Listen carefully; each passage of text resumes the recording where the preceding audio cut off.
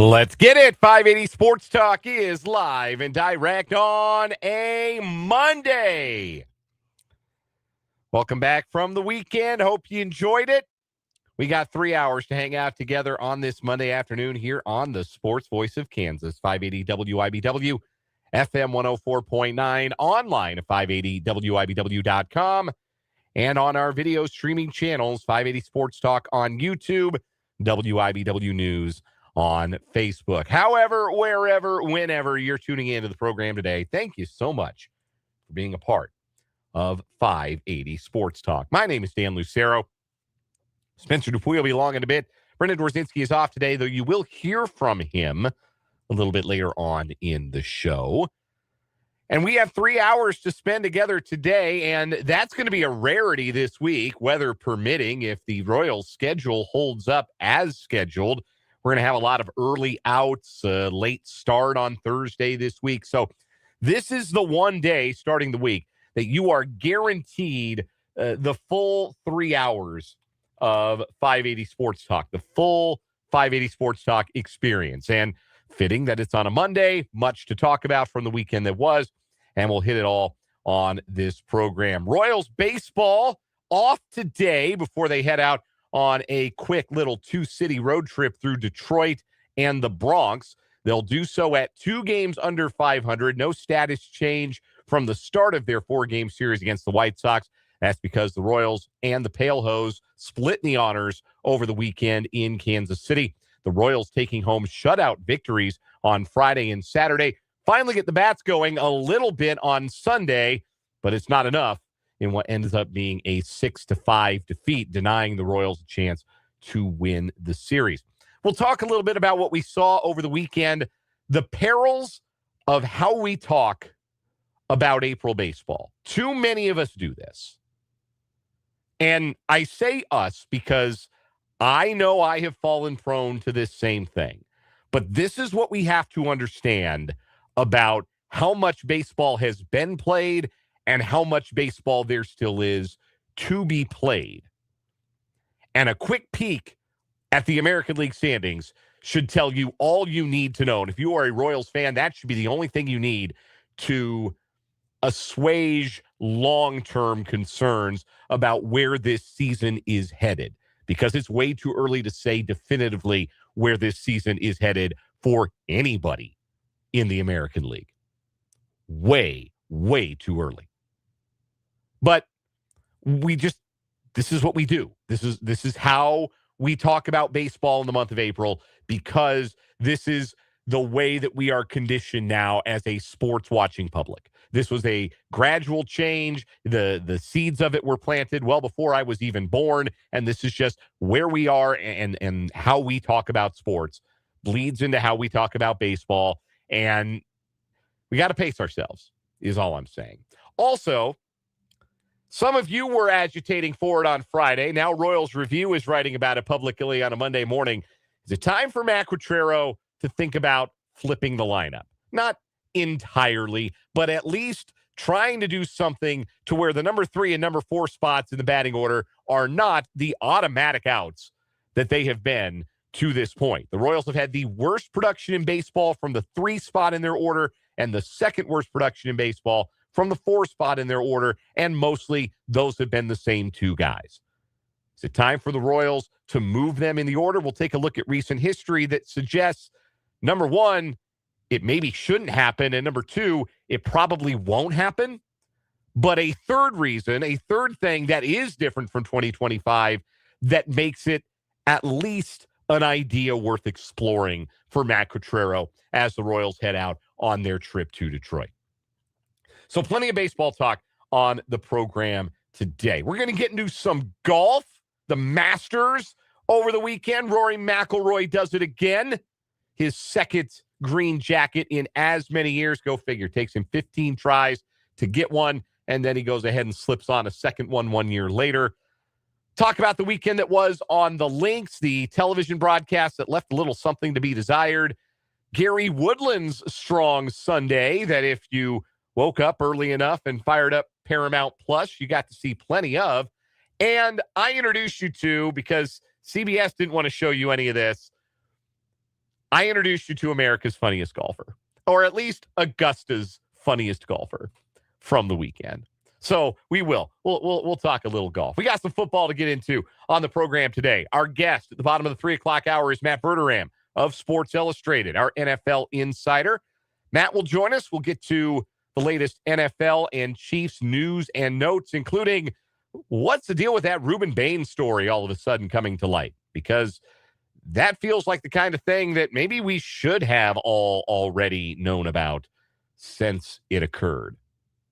Or at the very least, should have been aware of since the draft process began. But in case you have not seen, it was reported. I don't want to say reported because it was out there and it was public information that this had happened. But Ruben Bain was in a car accident where he was the driver and a passenger died. And that was not like widely known knowledge, even though it was like there wasn't anything redacted in the police reports. These aren't the Epstein files. Like there's no redaction here. But it was not widely known that this was an incident in the past of a widely thought of top 10 prospect in the upcoming NFL draft. So why is it coming out now? Why is it somebody's Substack that has this story and NFL insiders caught on the flat foot saying, well, yeah, we knew about this. Teams have known about this for a long time. Well, why didn't you say something? Well, why didn't you report this? We'll see if Matt has an interesting perspective on that. Also, other NFL notes. Matt Verderame, again, will join us at the bottom of this 3 o'clock hour. In the 5 o'clock hour today, if you remember on Friday's program, we talked to Zach Watkins, the head coach at Washburn University, before their spring finale, their scrimmage against William Jewell. Well, after the fact on Friday, our Brendan Dworzinski caught up with Coach Watkins again. Additionally, he spoke with tight end and former Washburn Rural Junior Blue Ty Weber and quarterback Logan Madden. And we'll hear all of those conversations in the 5 o'clock hour today. Plus, we got our typical Monday fun, sports headlines, a new week of What Is Wrong With You, the good, the bad, the ugly from the weekend that was. And your interaction with the program as well. We want to hear from you. The text line is open, 785-272-9429. That is 785-272-9429. You can also hop in the live chat on our YouTube channel. 580 Sports Talk is the name of our YouTube channel. We broadcast live every day. When we do the show on the radio, we are live on YouTube. And if we are live on YouTube, that means the live chat is open. If you are watching along, hop in that chat. Say hello, interact with your fellow listeners, grow the 580 Sports Talk community, and drive the conversation on the program. We got Andrew, Vance, Mark H., Joe's in the chat today. Christopher's in the chat today. Appreciate everybody who is chatting along on this Monday, and look forward to hearing from more of you as we go here on 580 Sports Talk. One last bit of business before we start the conversation. I owe you a keyword. Our Win 1K a Day contest continues on this week. We're giving away $1,000 every day here on 580 WIBW, and all you have to do to get registered is listen for the keyword every hour and text the keyword to 785-272-9429. Just the keyword, not the keyword and your name and address and phone number and credit card number, and you don't have to do all that. Just the keyword. That's all you need to text to 785-272-9429. You have the 3 o'clock hour to text the 3 o'clock keyword. And the 3 o'clock keyword is deal. Deal. D-E-A-L. Deal. As in, what's the deal with that Royals offense?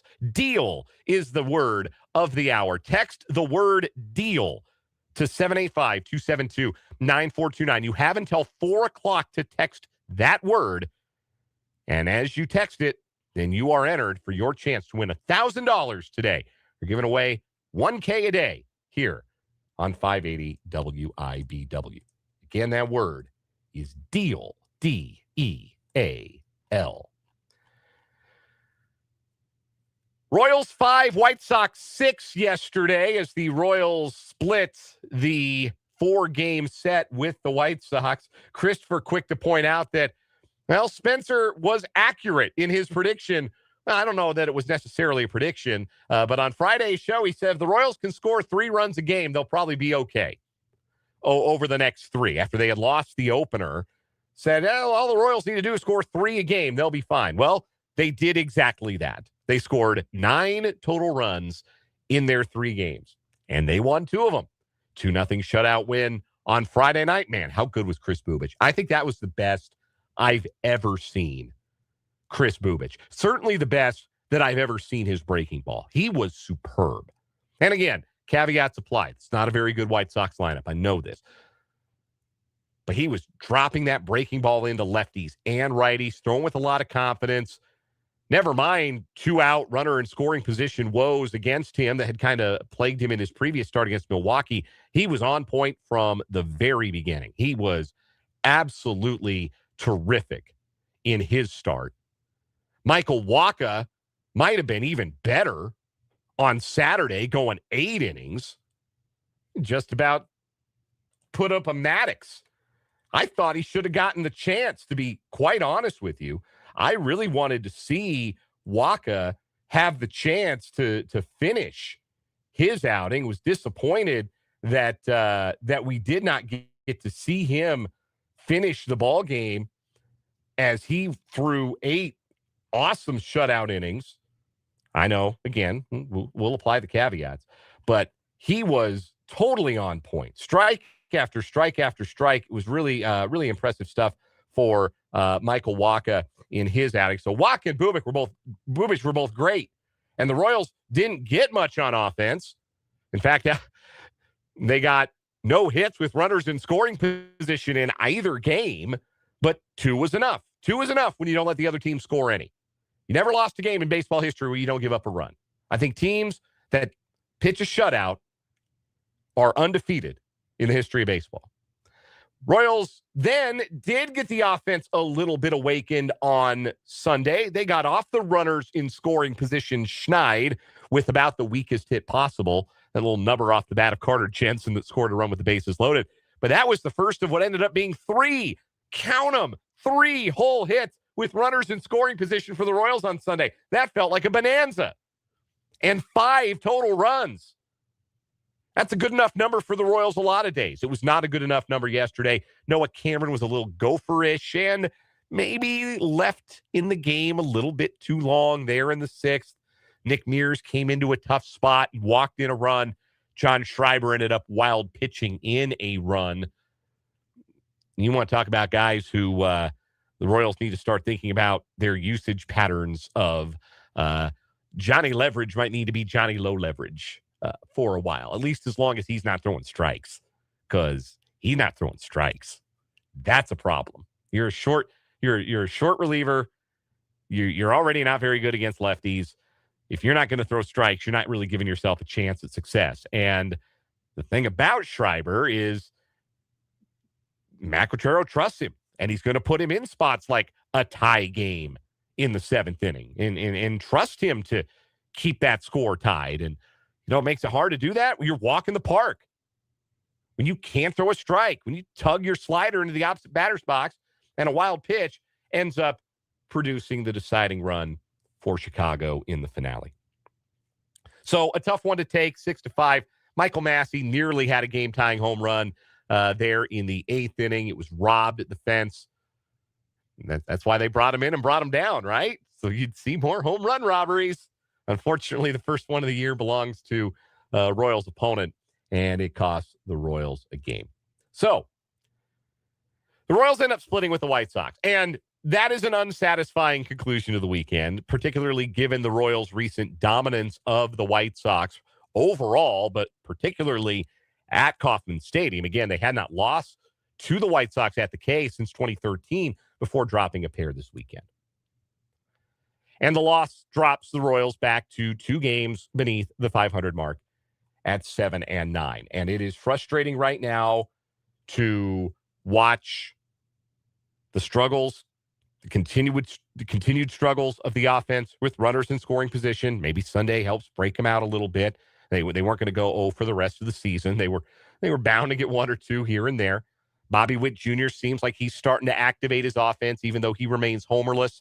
He's hitting the ball hard, starting to pick up those extra base hits and those RBI that you expect from Bobby. some good things happen with regard to the offense on Sunday. It's just a frustrating day on the mound, and those have been few and far between for the Royals. Unfortunately, for the Royals, it seems like it's the same guys who are responsible for those mound frustrations. Schreiber, again, with a difficult outing, that adds to the frustration, certainly. But I invite you to take a look, if you have not, at today's standings. They used to print these in the back of the paper. Did you read them like I did? Go through the box scores every morning in the newspaper? Used to love doing that when I was a kid. Time gone by, right? Bygone days. Anyhow, the standings, wherever you go to look at them. Maybe it's the MLB app. Maybe it's your ESPN app. Maybe it's Baseball Reference. That's where I go every day. Go look at the American League standings today. You know what these standings look like? They look like a Roger Goodell wet dream. Let me explain what I mean by that. We are 16 or 17 or 15 games into this season. The Royals are 16 games in. Everybody's played either 15 or 16 games in the American League. Nobody has more than 9 wins. Nobody has less than 6 wins. You can call it parity. You can call it mediocrity. You can call it what you'd like. But the fact of the matter is, this is a very bunched pack in the American League all the way around. Cleveland and Minnesota are the only teams that have 9 wins. And all that's done for them is put them a whopping 2 games above the 500 mark. There are 5, 8, and 7 teams in the American League. 3 of them in the American League East. Baltimore, New York, and Tampa Bay. Sacramento and Texas are also 8 and 7. The Angels have snuck an extra game in there somehow. They're 8 and 8. There are 3 7-win teams, of which the Royals are 1. Detroit and Seattle, 2 other teams with significant postseason expectations. You would say on a national level, I think higher expectations than the Royals. Both of those teams are off to 7 and 9 starts. Boston, Toronto, Chicago, and Houston, all at 6 wins. It's a long way to go, folks. We've not even played a full 10%, close to 10%.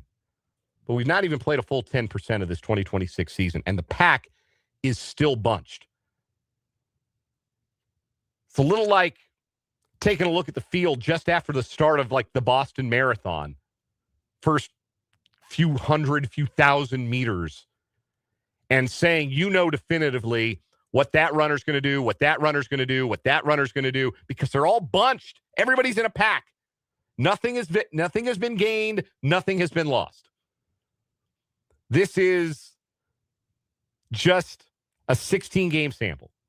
And we are, I alluded to this earlier. This is what I was alluding to. We are a football country now. Right?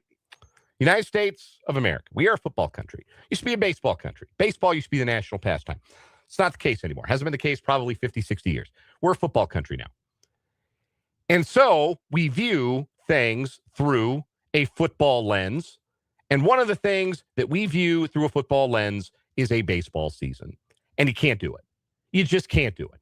Because at this stage, a football season would almost be over. You would have to start drawing some conclusions about what a team is or what a team has been, or is a team in the playoffs, is a team not in the playoffs.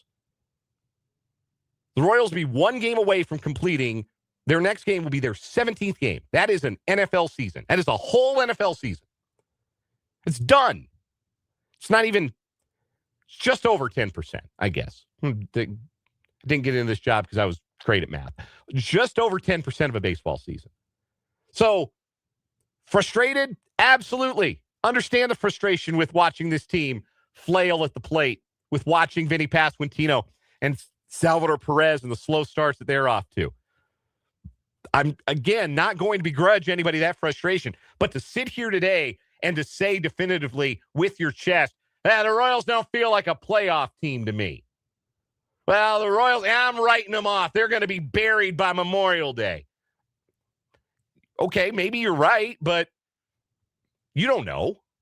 Nobody knows. There's nothing that you can definitively say about anybody in the American League right now. They're all bunched up, tighter than the fist I'm making on the YouTube channel.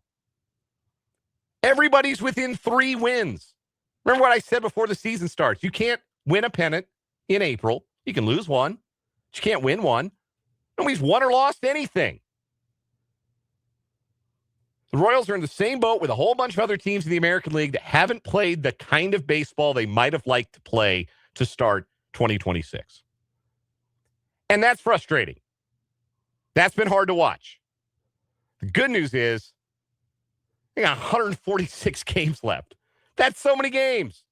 146 games for John Schreiber to be moved out of a high leverage relief role. 146 games for Vinnie Pasquantino to find his swing. 146 games for Salvador Perez to heat up with the weather.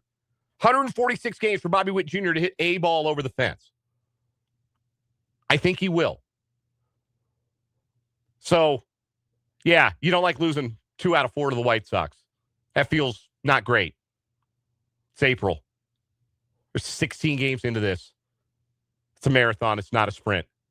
And if you needed, there could not be more perfect visual evidence of the fact that this is a marathon than the way the standings look right now. Because at the very beginning of the marathon, there's nobody way out in front. And there's nobody, well, there might be some people way at the back. You know, you're in the competitive field. You know what I mean, right? Like there's some people who are just kind of there for the experience. Sure. But the competitive field, fist tight. And that's the way it's going to be for a while, it looks like, in the American League. It's not football. We don't have to make definitive, declarative statements about what a team is 16 games in. Take a break. We'll get your reaction. 785-272-9429 is the number. You can also get at us on YouTube. 580 Sports Talk is the name of the channel. Matt Verderame is going to talk some football with us in about 10 minutes. We are just getting warmed up on this edition of 580 Sports Talk.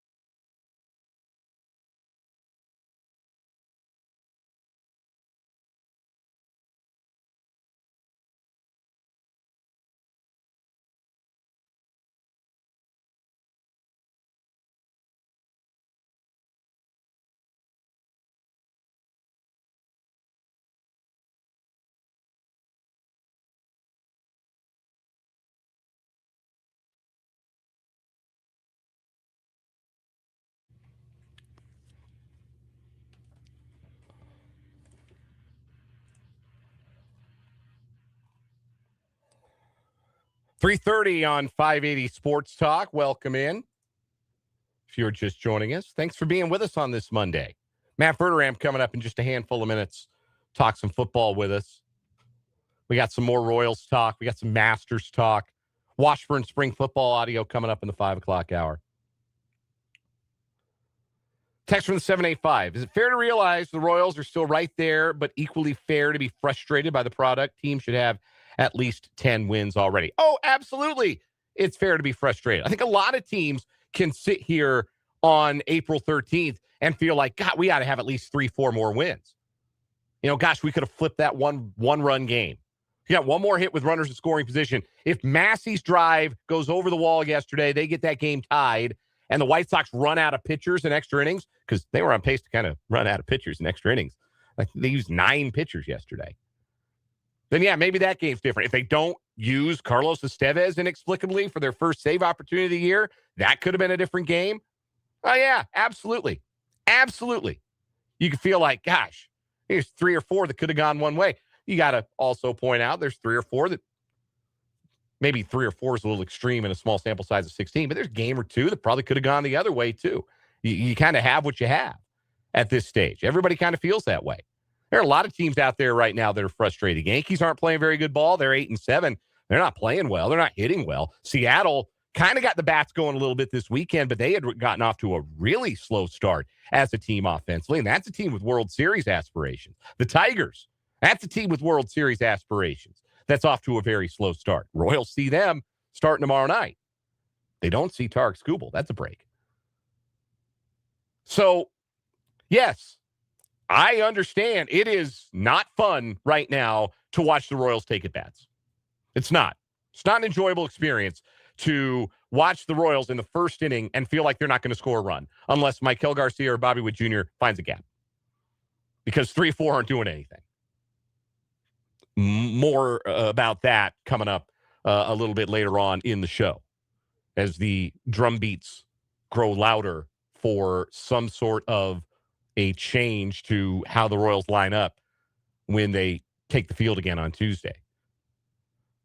But 7-9 stretch where things are not going right. Like, it'd be one thing if you felt like, oh man, they're playing pretty good ball. They're doing, probably about as well as you could have hoped for a lot of these guys, and they're still 7-9.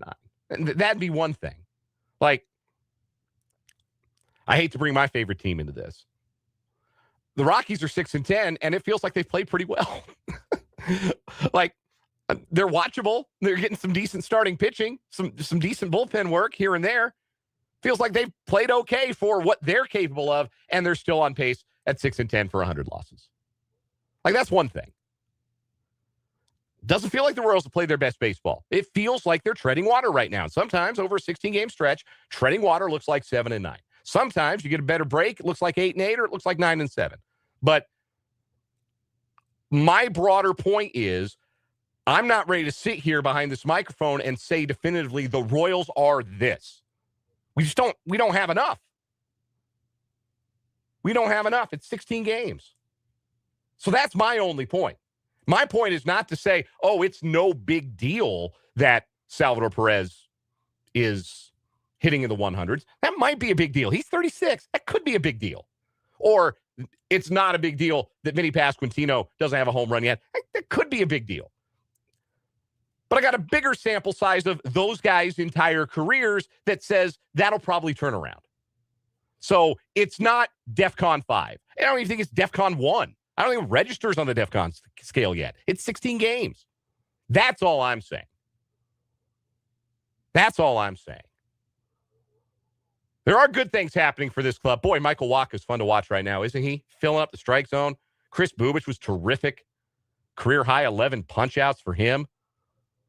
Starting pitching's been just about what you would have hoped it would be. Noah Cameron turned in kind of a fifth starter outing yesterday where the mistakes he made were costly ones. But again, if that's your fifth starter, like, you feel pretty good about Noah Cameron every 5 days as your fifth guy? I do. Can't hang the change up, but I think the starting pitching's been, you want to talk about something that's been as good as you could have hoped it would be at this point. I think you got to say it's the pitching.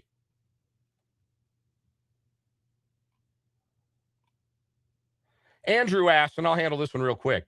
How can we not take into consideration last year's offensive woes this year? The front office did nothing in the offseason to get a bat. That's true. I said that. I said the concern with this team is that they might still be a bat short. Right now they feel a bat short, but that's because the guys who you trusted to be middle-of-the-order run producers aren't producing runs. If they get Vinnie and Salvi going and they still feel a bat short, that's a conversation you have in June and July. But right now they feel a bat short. They feel 2 bats short. 2 of those bats are at 3 and 4 every day, not doing a thing. That's why you feel the way you feel about it. And broadly speaking, this is an interesting point to note. Offense down all over the league this year relative to last year. League-wide average, batting average down, slugging percentage way down. Power is way down all across the league. Bobby Witt Jr., Vinnie Pasquantino are hardly the only established guys who don't have any home runs. Frankie Lindor doesn't have any home runs. Like, power is way down across the league. You know the one thing that is up, interestingly enough? Walks. Walks are up. Which, if you watch yesterday's game, I probably didn't have to tell you that. You're painfully aware of that fact if you watch yesterday's game. But offense down all over the league, and the Royals are a part of that. And so, again, I'm not ready to say definitively this is what the Royals' offense is.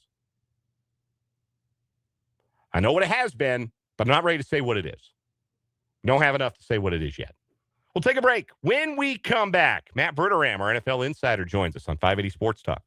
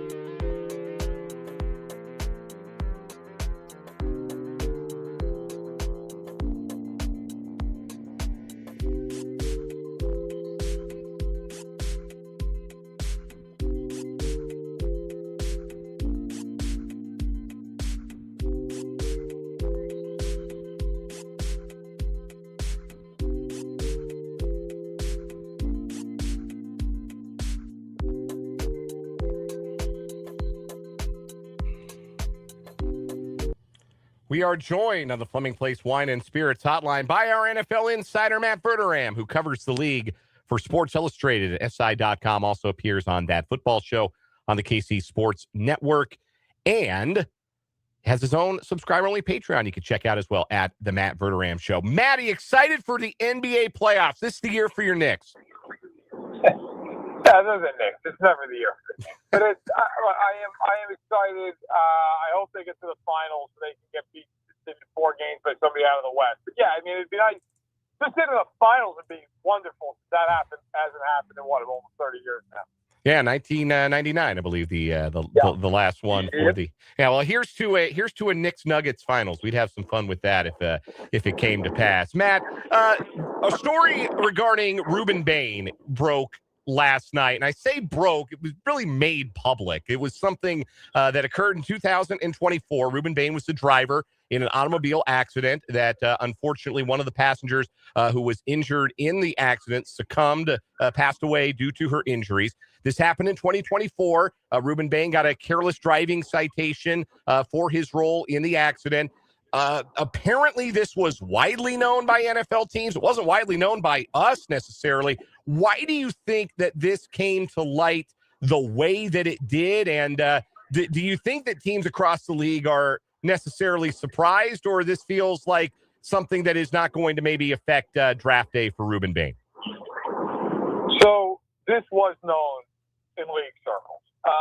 when I was at the combine, I was told by someone in the know, listen, there's something in his background revolving around an automobile incident that happened. It's not a good thing, but it's not something that might be as bad as it sounds in terms of his role in it. Now, obviously, look, it was tragic. As you mentioned, young woman passed away. But he was never, I think what the person was implying was he was never cited for something criminal. There was not a DUI involved. There wasn't negligence, because yes, the careless driving citation you mentioned, but not something where there was a really high rate of speed. So I think yes, it was known. It is known around the league. It's something that I think wasn't reported widely because I think like a lot of people like myself, there were a lot of kind of some unknown parts of it. It's hard to report something like that unless you have all the factors. I think maybe it got released now because, look, at this time of year, you got a lot of people who have a lot of interest in where people go, where people fall, whether it's teams or other agents or things like that. And, they're trying to jockey for position. It's unseemly in this case, but it is reality in the NFL. Every slot, millions of dollars. And so, in every team that's drafting high, it could be the difference between you drafting a star and you getting fired. So, unfortunately, stuff like this can get leaked out, and it can get leaked out in a way that makes it look, one way or the other, depending upon your perspective of it. Setting aside, as best as it's possible, the reporting on this and the timing of this becoming public, what do you think Bain's floor is in this draft? Because I know there's the talk about his arm length, and he's really kind of an outlier when it comes to somebody with arms as short as his being considered this highly touted a prospect at defensive end. Do you think that he falls much out of the top 10? Or because there was some rumbling about that last week, even before this story came out. Or do you think he's pretty well ensconced as a top 10 guy in this draft? I think he's pretty well ensconced because, look, the reality is, first of all, this story, again, as tragic as it is, I don't think it changes NFL opinion because I think it's been well known for a long time. So I don't think this is some bombshell all of a sudden that everybody's going to start rearranging their board. I think whatever teams thought of Ruben Bain a month ago, they still think now. From an on-field perspective, his tape is elite. The arms being, depending upon which measurement you go with, whether it's 32 inches or 30 and 7/8, which is what the initial report was. 30 and 7/8 would be incredibly short. But I do think that teams look at the tape and just say, how can he get, midway to the first round? Like, I don't see any world where, the Jets are picking at 16 and he's on the clock. I just don't think that's going to happen. I think his floor is probably that, Kansas City, Cincinnati, Miami area, right around the turn at 10. I think that's right where he goes. If he gets to 9, it's going to be awfully hard for the Chiefs not to take him. It's going to be really, really difficult considering he's the type of DN they like. They have a massive need in that room. I think if they pass on him at 9, it's because like Carnell Tate's there. I just can't imagine the Chiefs passing on him at 9, and it's because they took an offensive tackle or the number 2 receiver on the board. I would be very surprised. Is Bain or Bailey more of a fit for Steve Spagnuolo and the Chiefs defense? Bain, just historically speaking. Look, the Chiefs like DNs that can play all 3 downs. They like guys that are stout against the run, that can play at the point of attack. They prefer, for the lack of a better term, a bull in his china shop type. A guy who isn't maybe that athletic freak, but is going to win based on strength, power, being able to outwork a guy. They have not, if you think about Steve Spagnuolo, they've not had a lot of guys just win based on, hey, I can just turn and burn around the edge. And that's Bailey's game. Like, not to say Bailey can't do anything else. He's perfect young talent. But Bailey is much more of that Von Miller style of, hey, I'm going to get up the field and I'm going to turn the corner on you and I'm going to beat you with that elite athleticism.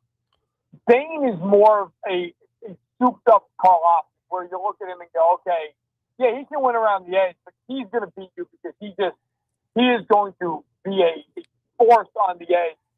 And I think that's kind of, that has been more Spagnuolo's type than Bailey. Our guest is Matt Verderame. He's our NFL insider here on 580 Sports Talk. Covers the league for Sports Illustrated, SI.com. Joins us on the Fleming Place Wine and Spirits hotline. Matt, I don't believe we've asked your thoughts on QB2, at least the consensus QB2 in this draft. Everybody knows Fernando Mendoza is going 1-1.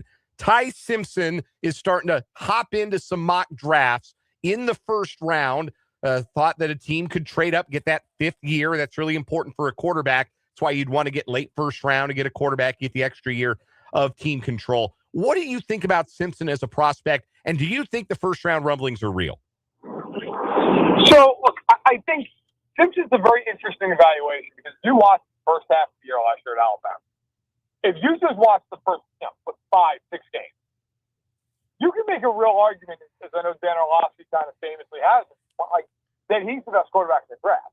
But if you watch the whole year, the back half of the year, he really tails off. The question that any team that wants to draft him or is interested in drafting him, they have to ask themselves, why? Why? Like, what changed? Was there an injury that went unreported? Did he simply kind of get figured out by defenses? Like, what was the reasoning? I think looking at him, if you ask me, do I think he's going to go in the first round? My answer is no. But I also think that quarterbacks are so overdrafted that it wouldn't surprise me if he went in the late 20s, something like that. Teams trading up to get the fifth-year option on him. I could see it happening. But if you said, hey, is it more likely he's drafted at 20, let's pick a number, 26 or 56, I think he's more likely to get drafted at 56. Like, to me, he's not worth taking in the first 40, 50 picks. But because of the position he plays, some team might take a gamble and take a shot. How many quarterbacks do you think are day two quarterbacks in this draft? Or do you think a lot of teams are going to wait if they want to take a flyer on somebody? And there are a lot of guys there are a lot more flyer guys than there are, guys you feel like can start games or lead pipe locks to start in this league. Do you think that's something that waits to day three in this year's draft? I think for the most part, like I said, I think Simpson, could he go to the end of the first round? Yeah. I think he's probably a day two guy. I think Garrett Nussmeier could be a day two guy, right now. I mean, and then you get into the whole, Klubnik is a late round pick, which is odd because going into the year, everybody thought he'd be the first overall pick. He's a flyer. I think more than, a good chunk, more than 70% of the quarterbacks going day three. But I think, obviously Mendoza, as you said, he'll go to the Raiders. I think Simpson is a round two guy. And then after that, you might get one or two. But also keep in mind, the one thing that really hurts this class of quarterback is you're going to have so many kids next year that everybody's high on. That you're going to have teams that just say, well, I'm not going to waste a pick on a quarterback this year when I can build up my team to get ready to have one next year. Like, I'm just going to sit here and wait it out because I've got a shot next year to, whoever it is, Arch Manning, Lenore Sellers, pick the guy, Dante Moore. I think teams are going to wait, and that might push a lot of these quarterbacks further and further into the deeper round. A couple more questions for our NFL insider, Matt Verderame, here on 580 Sports Talk. Matt, again, covers the league for Sports Illustrated, SI.com. The Colts and Kenny Moore have agreed to find a potential trading partner for the veteran slot corner. Moore's got one more year in his deal as he approaches his age 30 season. What team would be a good fit for him? And if you're Brett Veach, do you maybe kick those tires? Yeah, you kick the tires, right? I mean, if nothing else, listen, he's a good player. He was once a very good player, but he's still good. You obviously have a relationship there with Chris Ballard. So, I think if you're the Chiefs, you kick tires there. I think there's a lot of teams around the league. Look, you always need more corners, always. And he is a veteran, and he is somebody who's played at a high level. I think, look, a team like the Bills, who just moved off of Teron Johnson, and they rely heavily on slot. Now, granted, they're changing scheme, I understand that. They may move away from having nickel on the field all game long, which is what they do with McDermott, but it seemed like that. You look around the league. I mean, if the Bengals are serious about, really trying to make a playoff run, God knows they could use some more help in the secondary all over that defense. You look at the NFC side of things. There are plenty. Could Green Bay add a corner? Certainly. I think, at this point, you look at a team even like the Niners. The Niners probably aren't the best pick because they've got Lenore. He's a really good slot corner. But even for depth purposes, they've been so many injuries over the years. There are a lot of teams. I think a contending team that maybe is a little tapped out, he might be a really interesting fit because you can fit him in there and he helps you win right away. Last one for you, Matt. The Philadelphia Eagles added Dontavian Wicks from the Green Bay Packers in a trade last week, traded a 5th and a 6th to get Wicks. They've added Wicks and Hollywood Brown to their receiver room this offseason. Do you think the skids are still greased for an A.J. Brown trade out of Philadelphia? And could you see something like that happening before the draft? I think it's more likely after the draft because I think the Eagles are looking at it probably thinking next year's class is so strong that why not pick up a top end pick or two next year? But I think all the smoke in the league is that he's going to get dealt. Doesn't mean he's gonna. Look, it takes two to tango. They got to find the right partner at the right value. They may not, but I do think it's reached this juncture in Philly where if the Eagles get a first plus for him, I think they trade him. And then it's Devonta Smith and company is using defensive. But at this point, that thing has gone sideways. Doesn't mean they couldn't bring him back if they don't get the price they want. But, I think they're very open to a trade. Matt Verderame covers the National Football League for Sports Illustrated and SI.com. Also appears on That Football Show on the KC Sports Network and has his own subscriber-only Patreon, The Matt Verderame Show. He joins us every Monday as our NFL insider in the Fleming Place Wine and Spirits Hotline here on 580 Sports Talk. Matt, it's always a pleasure. We'll do it again next week. Sounds good, guys. Take care. That is Matt Verderame. We will step aside for a timeout, come back with the good, the bad, the ugly from the weekend that was here on 580 Sports Talk.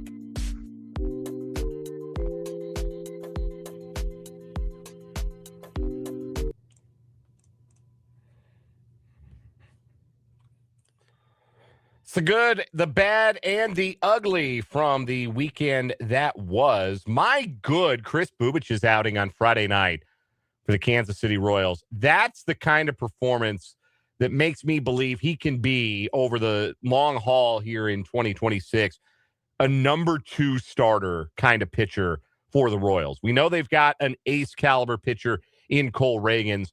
Chris Bubich can miss some bats too. He's only allowed 8 hits in his first 18 innings of work this season, and he has struck out 23 in his 18 innings. He was superb on Friday, probably his first outing where he felt really good.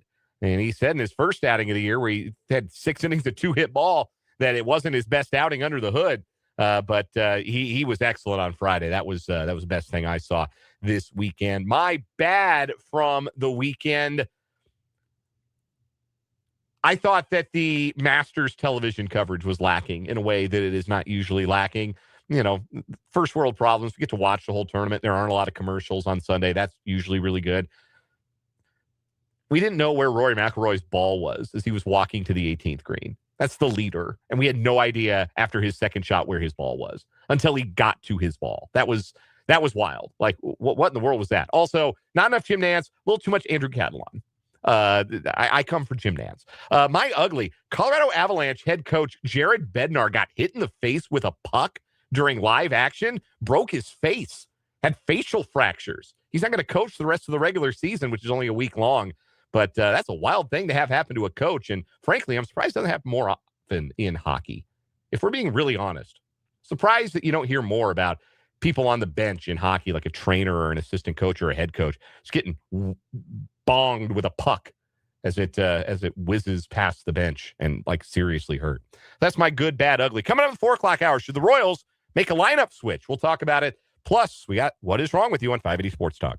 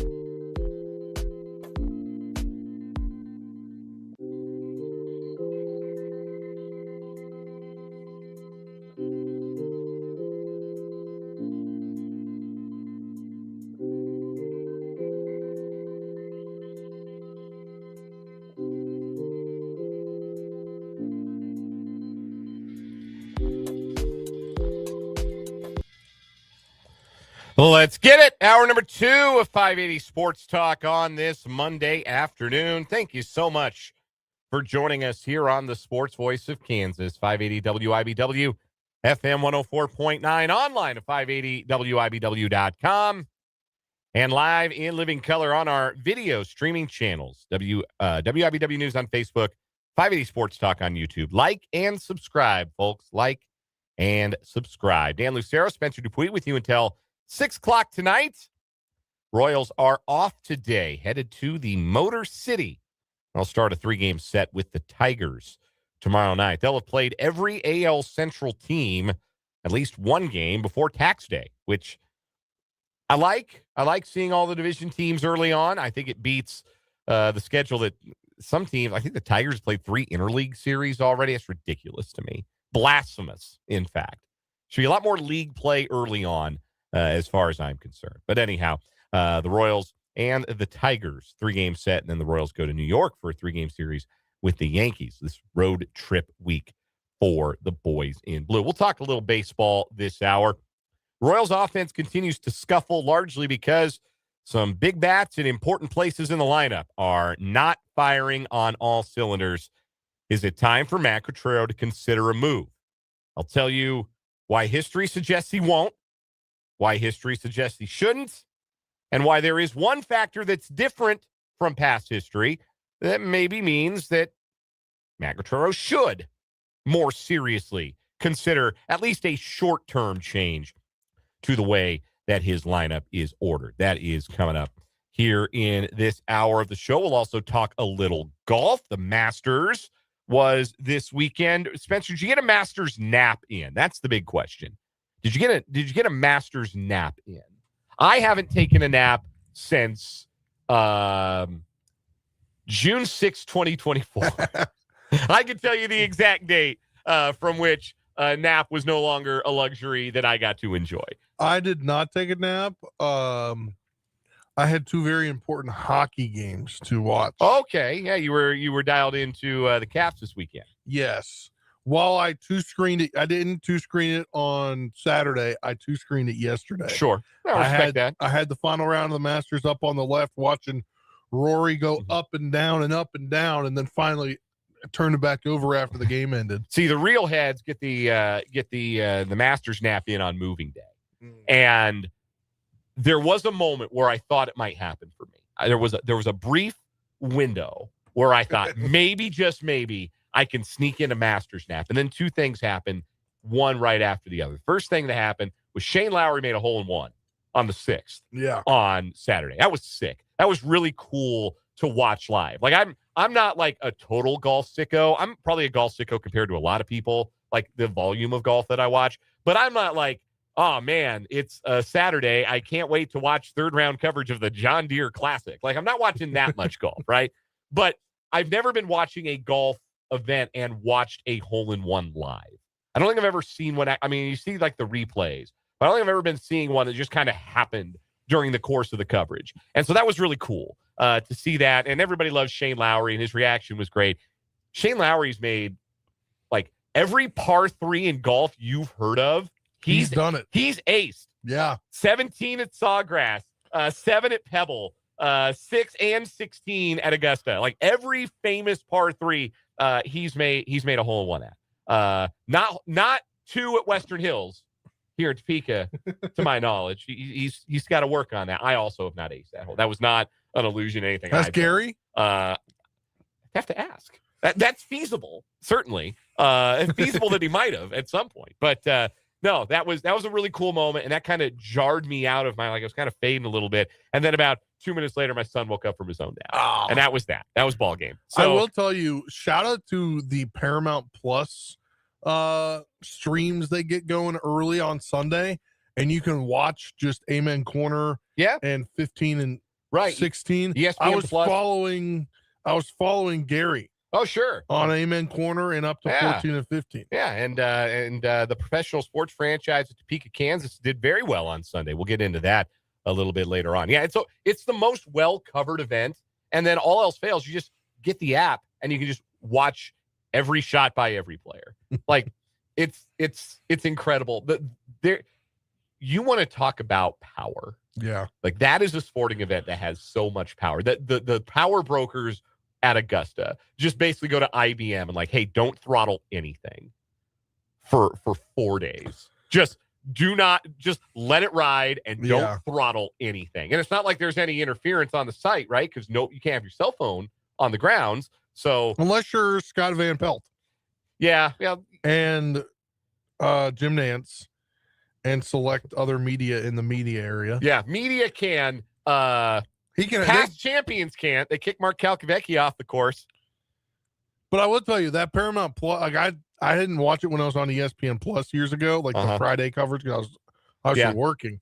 But that coverage, so they had featured group coverage. Right. They had the early broadcast at 11 a.m. Central. They had Amen Corner pop on, and then they had 15 and 16.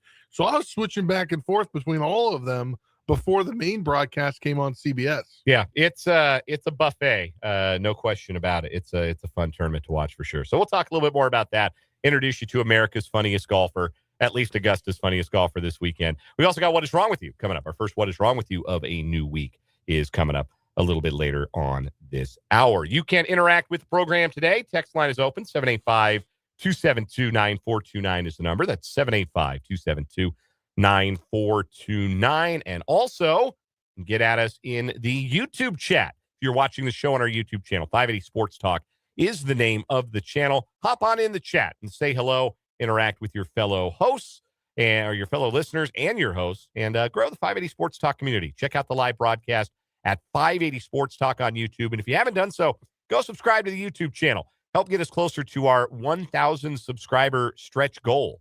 And we're still figuring out what we're going to do at 1,000. But trust me, it'll be cool.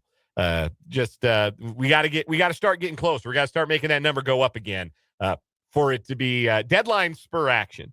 So the closer you guys get us to 1,000 subscribers, the more seriously we got to think about what it is we're going to do. So go subscribe to the YouTube channel if you have not already. 580 Sports Talk. I blame the lull on the Chiefs not making the playoffs. That probably had a little something to do with it. Yeah. You know, we've maintained a great and loyal listenership. We appreciate every single one of you who is rocking out with us. But yes, when the local teams do exceptionally well, but that's when we tend to branch out beyond the audience who knows us from being the voice of Kansas, sports voice of Kansas in Topeka. So, the Chiefs could have done us a solid, made a playoff run, hopefully next year. Speaking of that text line, 785-272-9429, we have another keyword this hour for our Win 1K a Day sweepstakes. I found my copy of the keywords. Oh, hopefully. Are you sure you found it, or you took the one from in here? No, I have it. No, you have yours, and I have mine. No, I don't have one of them. Yeah, you do. You do. Trust me, you do. Anyhow, it's around there somewhere because I put it in there. So, are you sure it's not in the copier? It's not. I'm telling you. I put it in there. Anyhow, I have it. Let's give you the keyword this hour. Text this word to 785-272-9429. That's 785-272-9429. Text this word this hour. The word is mark. Mark. M-A-R-K. Mark.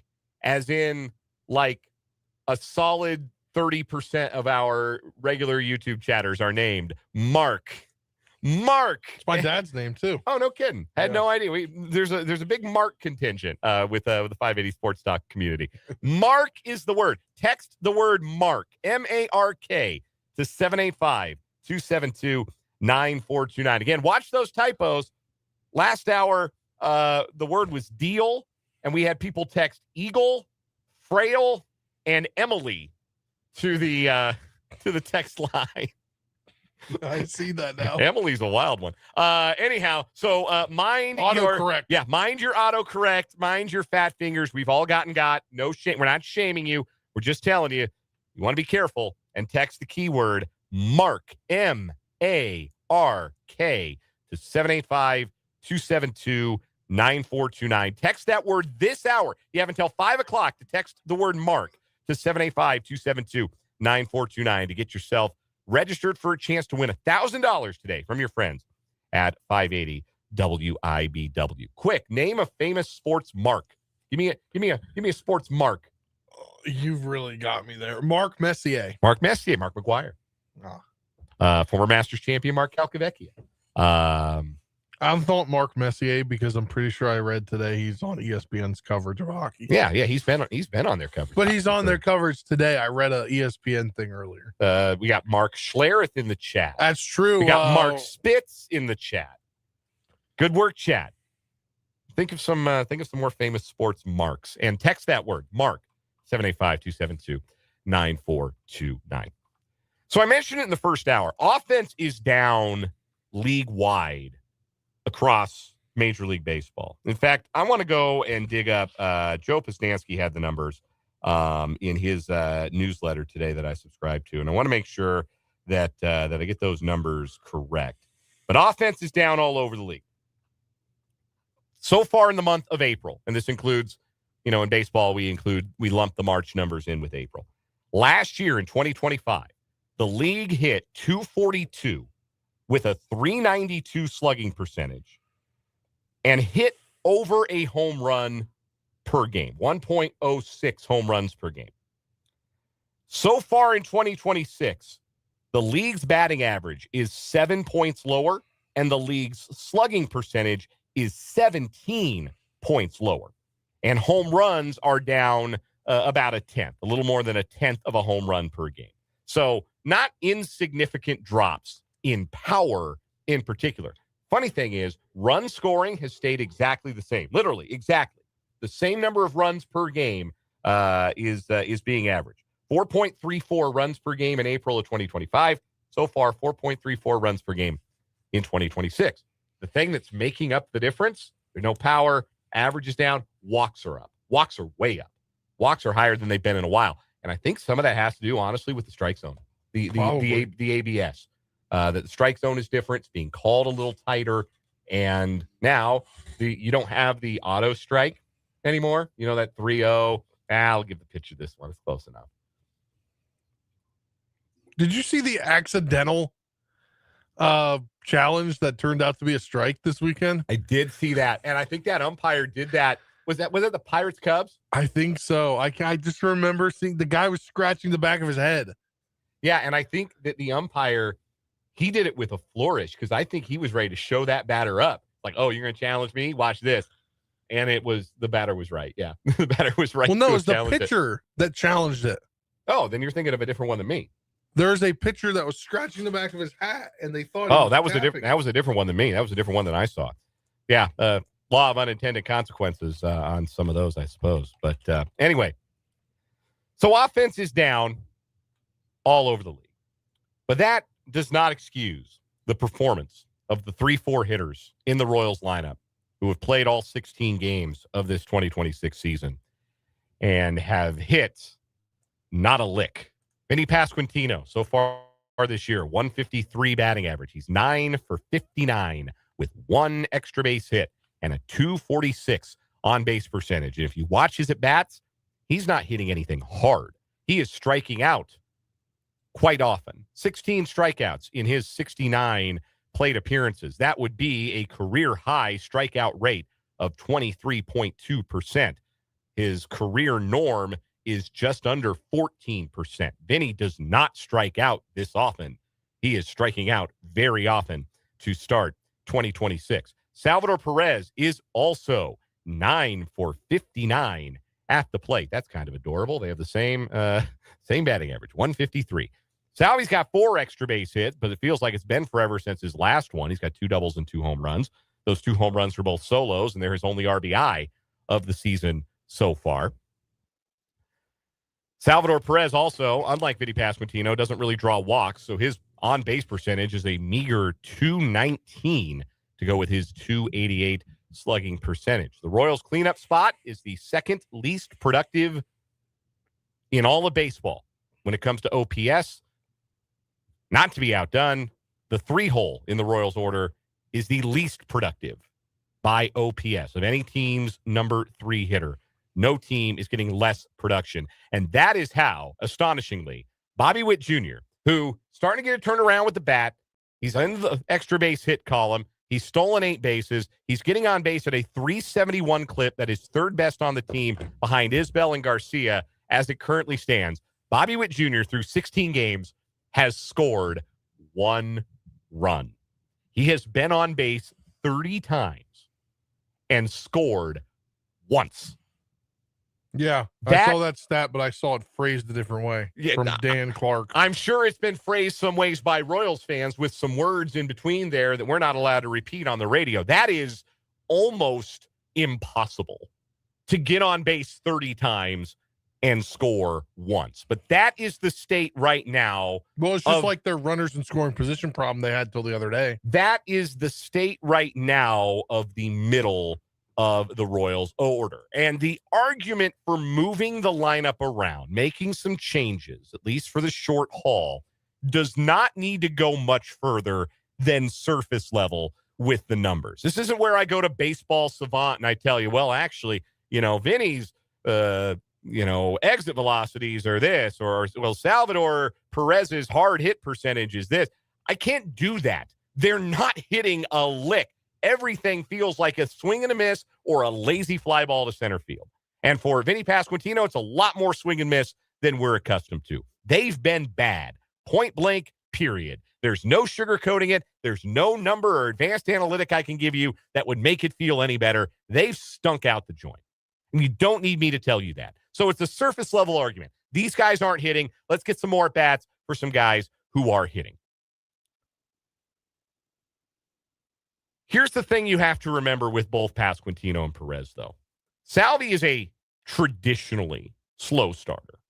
And last season, through the end of May, was hitting just 220 with a 260 on base and a 346 slug, which those numbers would represent a pretty dramatic improvement for Perez. But that's what he was doing through the first 59 games last year. Vinnie Pasquantino, end of last April, he was hitting 177 with a 244 on base, 242 on base percentage, which is actually worse than the on base percentage he's carrying right now. He was slugging 327. He had hit 4 home runs last April, but his first 30 games were a mess. He had a lot of trouble putting the bat on the ball. At least he was doing damage when he did. But it was a slow start for Vinny, and it was a slow start for Salvi. And I went back and looked at the batting orders from last year, and neither player was dropped dramatically in Matt Quattro's batting order, with the exception of Pasquantino hitting 6th or 7th against a lefty once or twice. And that happens for 2 reasons. Number one, it happens because you trust the track record and trust that these guys, Salvi's been an all-star, Pasquantino's coming off of a career high in home runs and RBI. You trust that those guys are eventually going to be the hitters they've been over the larger sample size of their whole careers instead of the smaller sample size of less than 70 at-bats or plate appearances. Keep in mind, generally you make 600 plate appearances. We're not even at 15% of the plate appearances that these guys are going to take this season. And they've been ugly. And they have been costly in some ways for this Royals team. It's a big part of the reason, frankly, I think it's the biggest reason why the Royals find themselves 7-9 through their first 16 games. But that's one reason you don't make a move, because you trust that those guys are going to break out. And honestly, sometimes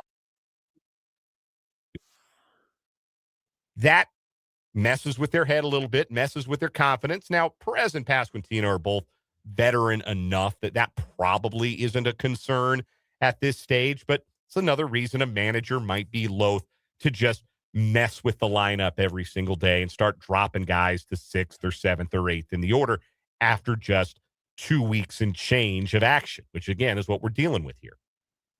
So that's one reason you don't make a move. Another reason you don't make a move, and the reason the Royals really didn't make a move last year with either of these guys, was who the hell else was going to hit in the middle of the order? Yeah. When they dropped Pasquantino to 6th or 7th against the lefty, you know they had it in cleanup against left-handed pitching? Mark Canha. How'd that go? Not real great. Are you clamoring right now for more Lane Thomas at bats against left-handed pitching? Those haven't gone great to start this season. So that's why you look at last year and say, okay, well, they didn't do anything to the lineup. They didn't yank these guys around. They're probably not going to yank them around this year. Well, there is one difference between this year's lineup and last year's lineup, and his name is Carter Jensen. 22 years old. He is leading the team in home runs. He is tied for the team lead in runs batted in. He is slugging .548. He is hitting the ball very hard. A little concerned about how much contact he's making or not making. The strikeout rate is up over 33%. I don't love that, but it's small sample size. He wasn't a big whiffer in the minor leagues. Hopefully that normalizes just a little bit. It's mildly concerning, but it could just be a little bit of early season noise. But the point is this: Jensen has forced the issue enough where you could compel me, if Matt Quatraro wants to keep the left-right-left split going, he's always preferred to do that with his lineups, that maybe flip-flopping Jensen and Pasquantino for a couple of games in Detroit is the right thing to do. Maybe that takes a little bit of the pressure off of Pasquantino. You run the risk that it adds some pressure to Jensen's at bats and gets him at only 22, thinking he's got to carry the lineup. We saw how much pressure was put on Jack Caglione last season when he was called up when the Royals were struggling. They tried everything they could not to do that for that reason, and they were left with no choice. And we saw what happened with Caglione's numbers last year. So the Royals are going to be wary of doing that, putting that much responsibility on Carter Jensen. But the way that he has produced with power, the way that he has produced with runners in scoring position, which nobody else on this roster really has, tells me that there's a chance that could be at least a short-term option that is realistic for Matt Quatraro. Another option to try and lengthen the lineup from the top down is consider Jonathan India back in the leadoff spot.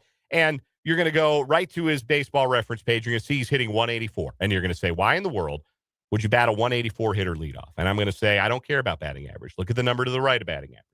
He's got a 340 on base percentage. He's walked 7 times in 47 plate appearances and been hit by a pitch twice. Those leadoff hitter skills, the Royals coveted so much that they traded for him and stuck with him through just about thick or thin in the leadoff spot last year. They're still there. You want to bump India up to the leadoff spot, see if he can't give you some productive at-bats in a spot where he's got some familiarity and comfort, and nudge Garcia down to the 2-hole and Witt down to 3. And then maybe you go Pasquantino, Perez, Jensen, or Jensen, Perez, Pasquantino in that order. And those guys are 4, 5, and 6. And you bump those guys down just one spot in the order. That's a potential, again, short-term option for this Royals lineup to try to juice it. What do you think about keeping Michael Garcia? No change for the basket there. Then going Carter Jensen, then Witt, then Cags, then if Collins is in left field, then Vinnie, then Salvi, then Massey/India, and then Isbell to wrap it up. I don't know that Cags in the cleanup spot works for me right now. He's slugging 313. He's had some better at bats over the weekend, but I mean, he has a better slug. He has a better average OPS slug than Vinnie. So. I'm not in yes, I know he does right now, but I think that if you're saying, all right, we're going to bump Pasquantino out of the middle of the order, you're going to do it at the expense of a 23-year-old who hasn't still really hit consistently at the major league level. Like that to me would be a move that would be tough to sell to a clubhouse. So Jensen moving up, yeah, sure. I do think there's something to that. I don't know about him in the 2-hole. There's still too much swing and miss with him. For me, I like the ability to have somebody who makes more consistent contact. Bobby Witt Jr. is just fine as a 2-hole hitter. Garcia, to me, I think is an ideal 2-hole hitter if they could find a better leadoff option, but I don't think you want to flip Garcia and Witt. So for me, I would like to see Jensen and Pasquantino maybe flipped. I think that's a possibility. But if the Royals don't do anything, if they continue to roll out the same lineup as they go on to Detroit and New York in this on this road trip this week, I think that would be in line with how Matt Quatraro is managed. And I think that would be in line with the expectation for veteran guys to eventually start hitting the way that you would expect them to. I mean, Pasquantino's not 24 fresh up from the minors anymore. Like, we know who he is. And we expect that even after a slow start like he had last April, he'll get going. And the same with Perez. You expect that eventually he'll, as they say, warm up with the weather. But it certainly has been frustrating. And I think it's been the biggest impediment to Royals' success so far this season. The reason they don't have the record anybody would like them to have, they're sitting at 7-9, because when they've had opportunities to score, and those have been delivered by Garcia, now Witt's starting to, even if the power hasn't come yet, starting to produce the way you would expect in the batting average and on-base categories. 3 and 4 just not giving you anything is a problem. So, yeah, maybe try and find a short-term fix to that with Jensen. But I would expect that it would be more likely than not that Perez and Pasquantino still remain around the middle of the order. They're going to drop them to 6, 7, or 8. I don't think that's happening. It's okay, though, because they're not losing a lot of ground. Right. Like the AL is just terrible coming out of the gates. It's crazy, isn't it? That like the separation. They're out of the wild card, the Royals are, but the top team in the American League has 9 wins, and that's the Twins. Boy, I tell you, I don't look at a 2-win difference. I don't look at a wild card standing until June. But yes, the separation is just 3 wins between the top of the American League and the bottom of the American League. It's 3.5 games. No, 3 games. It's 3 games. The separation between 9 and 7 and 6 and 10. It's like I said at the top of the show. It's Roger Goodell would love it if the NFL standings look like this. This would be the ideal NFL season for Roger Goodell. The American League is the AFC South, or the NFC South, whichever joke you want to make. We'll take a time out here in 580 Sports Talk. When we come back, we got What Is Wrong With You. We'll talk a little Masters after that. You're listening to 580 Sports Talk.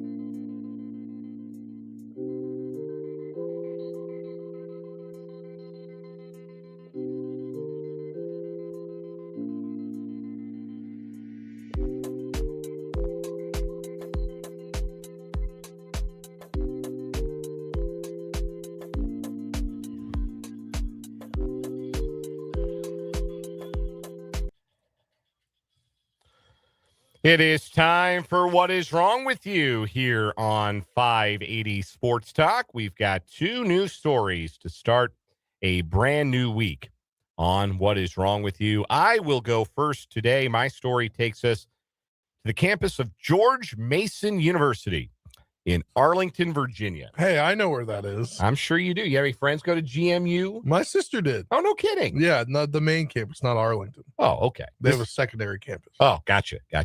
Now, this is the Arlington campus at George Mason University. This is a parking garage at the Arlington, Virginia campus, and some young men and women were having some fun. Just after midnight on March 23rd, they all piled out of a utility van, and there's 4K camera footage of all this happening, and they're having fun. They're cutting up. They're all dressed kind of nice. They're taking videos. Kind of looks like they're making a music video. Yeah, they're dancing. They're having fun. Probably doing it for, doing some trends for TikTok. Or whatever it is that the kids do these days. But anyway, they're having a good time. They're very obviously having a good time. And one of them decides that he's going to do a pull-up on the water pipe. And he does it. And then a second one decides he's going to do it. And I don't know how often you look at the water pipes. Sometimes. But you know how you got like a fat one and then a skinny one? My guy grabbed the skinny one. And it snapped. And it flooded the parking garage. But the investigation has been closed after the person responsible came forward. Police said the person turned himself in and accepted responsibility for the damage. The department said in a statement, the moral of the story is, if you mess up, you fess up. Noting that the person did the right thing by coming forward. Going to the gym isn't a crime, the statement read, but using a water line as your pull-up bar and causing damage is. Yeah, man. Always make sure you get the fat part of the bar. First guy did.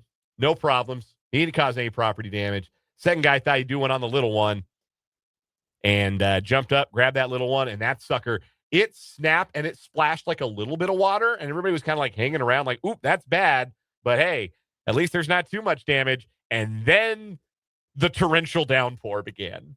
Yeah. And they scattered to the wind as fast as they possibly could. Unfortunately, well, they owned up, but they were very much caught like in live and in living color committing the act of accidental vandalism. Shout out to that greatly positioned security camera. Oh yeah, the security camera got a great angle on it. There are some parking garages that have security cameras, but they're pointed in weird directions. This one just pointed in the perfect spot for this.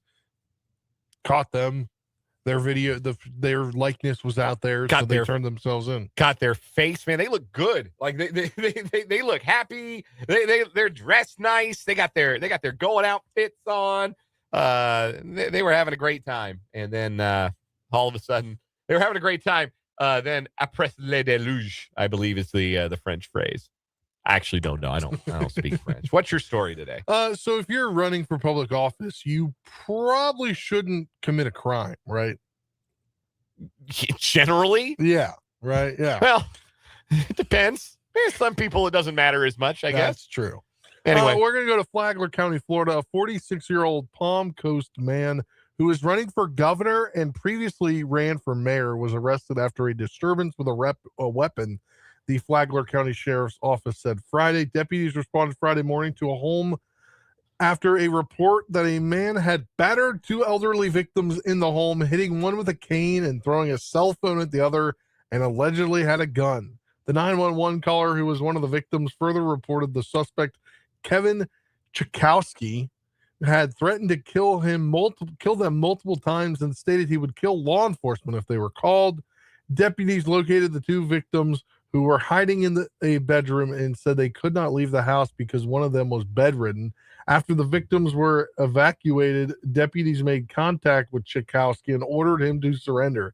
He did and was taken into custody without incident. He's facing 2 counts of aggravated assault with a deadly weapon, 2 counts of battery on a person over 65, aggravated battery with a deadly weapon, tampering with a witness, and 2 counts of robbery by sudden snatching.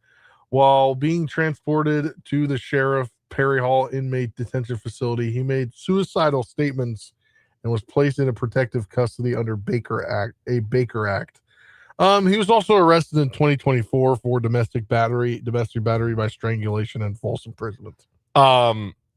This is not a serious gubernatorial candidate. One look at his page, Kevin 4, the numeral 4, FloridaGovernor.com will reveal that.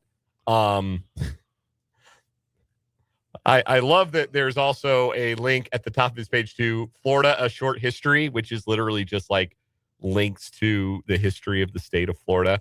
I mean, he is officially on a ballot, so yeah, anybody can file to be on the ballot as long as you have the filing fee. But according to his website, he is a few $100s shy of the qualifying fee. You have to pony up $8,484, according to this screenshot. That's the qualifying fee to get on the ballot. And at last check, according to a picture, a phone screenshot of his bank account, he had $7,844 on hand. So he was close. He was close. There's a lot of misspellings and lowercase where there shouldn't be lowercase on this. I was going to share with you the Who is Kevin portion, the biography here. On second thought, no, I'm not going to be doing that. Basically, that whole domestic battery charge, he didn't like how he got treated through that whole thing. So he decided to run for governor. Kevin is a man tired of seeing his country fade out. You get to win, because I'll fight for your rights, because I'm not too happy, with the current nonchalant, lax attitude many courts have adopted. Much more to come soon. Yeah, I'll bet. All right. Yeah, we're going to go with that as our winner today. Yeah. Hit him with a cane, man. And he threw his cell phone at one of them. What is a cell phone really going to do, though? Bad guy. He had a gun, so it was all with a deadly weapon. I'm not sure. Serious charges. I'm not sure either of these stories have staying power, but we'll go with Kevin for Florida governor. That's going to be our first champion for the week on What Is Wrong With You. When we come back, history at Augusta. Rory McIlroy does it again. Gary Woodland has a fine Sunday. We'll talk about it next.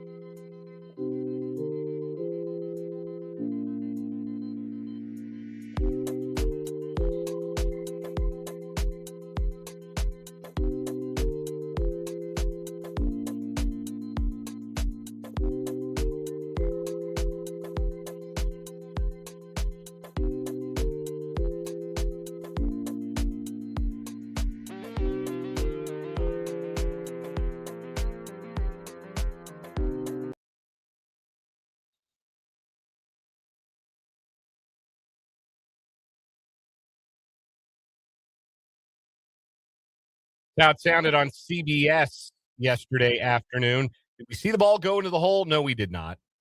Poor camera work by CBS. How did we not see the ball go into the hole? Oh, we already knew he was one. I mean, yes, but still, like, how we not get a better camera angle? Because they were too focused on the 16-year-olds in the pub or the clubhouse in Ireland. They did. They had multiple cameras there in Hollywood, out there in County Down. But Rory McIlroy wins the Masters for a second consecutive year. 12 under is the winning number. Rory got there on Friday and just parked it in neutral for the weekend. Nobody able to go and get him, though Scotty Scheffler certainly came the closest. You can't ask for a much better story than that for a golf tournament. The most popular player on the tour holding off the best player on the tour for the green jacket. And those two have won 4 of the last 5 of these things. So it's place where the greats win, and Rory McIlroy, after 15 years, had never won one.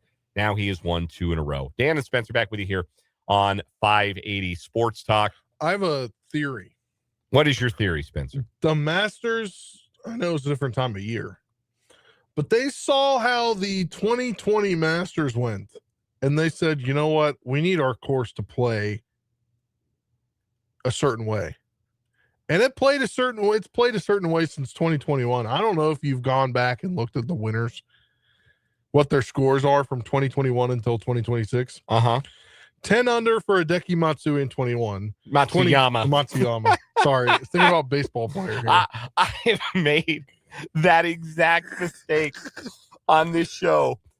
That exact mistake, calling Hideki Matsuyama Hideki Matsui. And when I did it, I thought Brendan. I was hosting with Brendan that day, and I didn't think Brendan was going to recover. I didn't think he could get us to commercial. Anyway, Scotty goes 10 under in 22. Scottie Pippen in 2022, of course. John Rahm 12 under in 23. Scotty 11 under in 24. Last year, Rory 11 under and 12 under this year. They know how they wanted to play. Well, you got to also consider that in 2020 played in the fall. That's what I'm saying. That was part of it. I do think that I think that they panicked a little bit on the grounds. It was going to be a windy day. It was going to be kind of a windy weekend. It was going to be kind of dried out. Remember, I said on Wednesday when I was making my picks, I thought it was going to be a course that got a little bit crispy. It got really tough to putt on. They were going to really prize, iron accuracy, things like that. And then they softened up the greens on Thursday night into Friday morning. And Friday and Saturday, it played like a very gettable course. You had 67s and 66s all over the damn place. You even had some early on Sunday, including from the professional sports franchise of Topeka, Kansas, Gary Woodland. He fired a final day 66 to get him back to even par for the tournament into a tie for 33rd. There are worse ways to make six figures for a weekend. I can tell you that much. G-Dub had trouble on Saturday, but made it all back on Sunday. Started the day 6 under par, but brought it all back. He was went out in 33, came in 33. Actually had dipped under par briefly before he bogeyed the par 4 17th. But a 66 for Gary Woodland and a strong a tie for 33rd. A strong finish to his weekend, and another nice chapter in the comeback story that Gary Woodland is writing. But Sam Stevens 2 under, the Wichita native. Yeah, Sam Stevens, and believe he had a highlight moment of his own. Hole out on 16. What was it? He had a hole out at some point during the tournament that was maybe it was on 16 on Sunday. The nice thing about the Masters website is you can watch all of their shots. Yeah. All of everybody's shots for all 4 days. It's pretty incredible. No, he did not. He did not chip in on 16. He hit a dart and made about a 4-foot putt. But anyway, yeah, it was good to see. Sam Stevens first time playing it. Yeah, just like my guy too. They both finished with the same score. Michael Brennan. Rory McIlroy, the story though, wins it for a second straight year. One of only 4 golfers in history to have won the Masters in back-to-back years. Scotty Scheffler, the runner-up. Big group at 10 under included Tyrrell Hatton, Russell Henley, Justin Rose, and Cameron Young. I thought this was Rose's tournament to lose when he took a 2-shot lead after he birdied 9. And it was only briefly a 2-shot lead because Rory birdied 8. But I thought at that point, okay, it's finally Justin Rose's time. Like, finally. He's been a runner-up. He's been the bridesmaid so many times at this course. He was the runner-up last year. This is his time.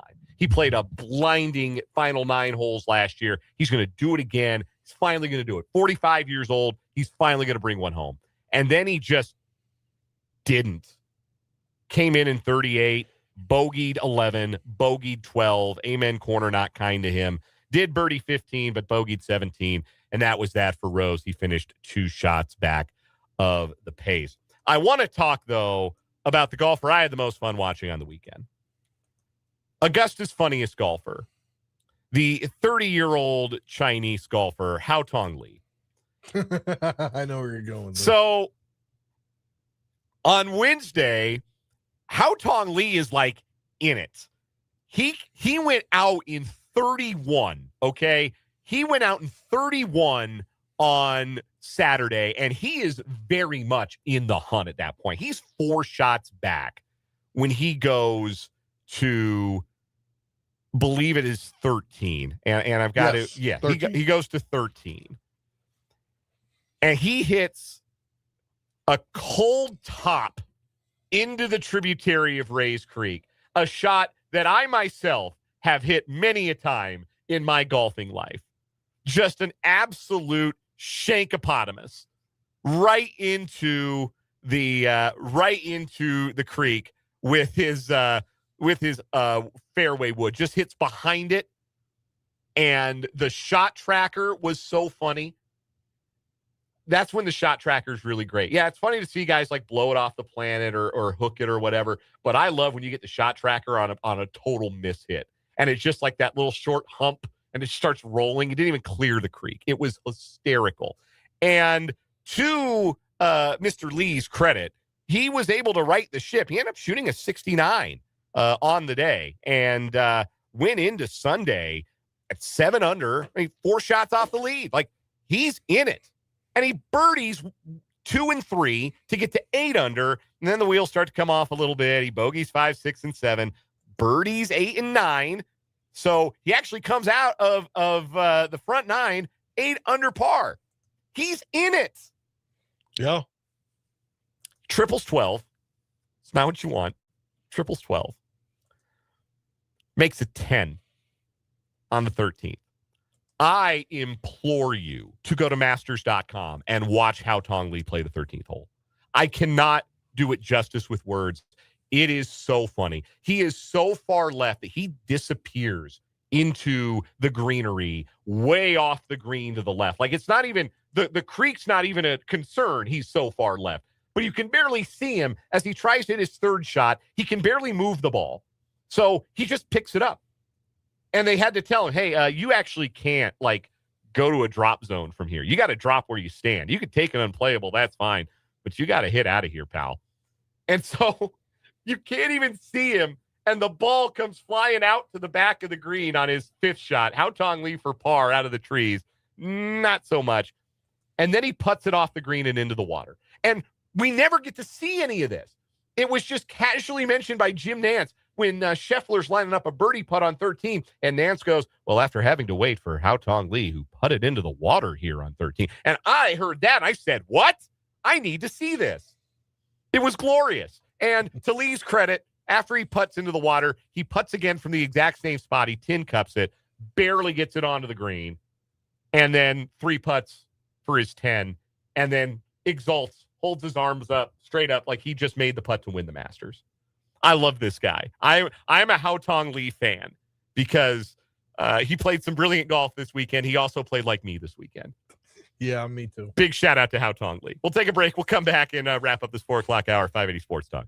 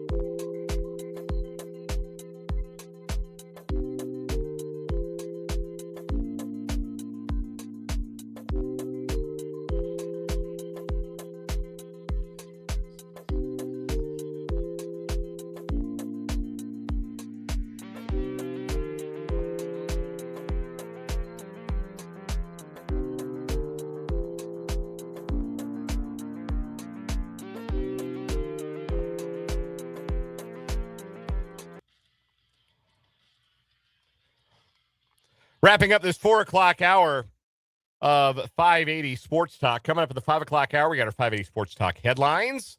And we're going to hear some audio from the Washburn spring football game that was held on Friday. Our Brendan Dworzinski caught up with head coach Zach Watkins, along with quarterback Logan Madden and tight end Ty Weber. We'll hear those conversations coming up in the 5 o'clock hour. You know, NASCAR is coming to Kansas this weekend. Got the Cup Series race on Sunday, and then, of course, you have the race on Saturday as well. What are they calling that series? It's changed a lot. It has changed a lot, and I apologize that I am somehow not finding. It's the Kansas Lottery 300, the race, the O'Reilly Auto Parts Series. That is what they are calling it.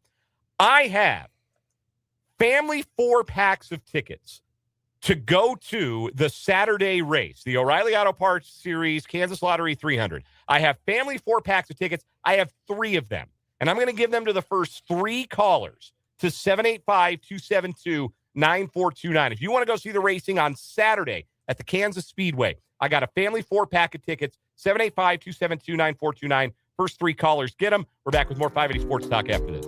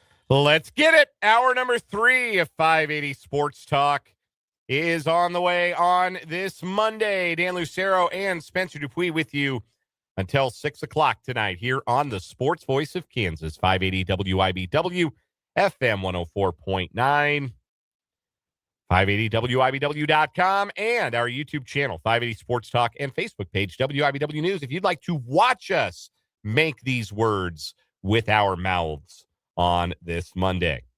Again, with you until 6 o'clock. No Royals baseball tonight. Royals in Detroit for a 3-gamer starting tomorrow. Tuesday and Wednesday, pregame coverage starting at 5 p.m. So we'll be short the next 2 days, weather permitting, of course. I don't know what the weather looks like in Detroit. About a 3-hour rain delay yesterday for the Royals and the White Sox. That's not easy on either team to endure. Did anybody listen to the rain delay theater that the Royals Baseball Network provides? I love it. I love the Royals re-racking old conversations with baseball men. They just rerun old interviews that they've got Steve Stewart or Ryan Lefevre or somebody just sitting down and talking baseball with somebody who's been in the game forever and a day. And they're always fun to listen to. I do think they could stand to record some new material. I'm hopeful that they get a chance to record some new material this year, because when I was listening yesterday, I was driving up north to Meriden to see my in-laws. Had my wife and my son in tow, and I happened to be listening, and they were playing a conversation with Dave Niehaus. You know who Dave Niehaus is, Spencer, by chance? You're an East Coast guy, so probably not. I was going to say, should I? Dave Niehaus was a longtime voice of the Seattle Mariners, the radio voice. Are you familiar with "Get out the rye bread and mustard, Grandma? It's grand salami time"?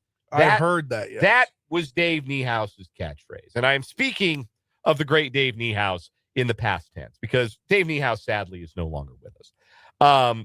And it took me a second to place the voice that I was hearing. And I'm like, wait, that's Dave Niehaus. Like, I know who that is. Man, Dave passed.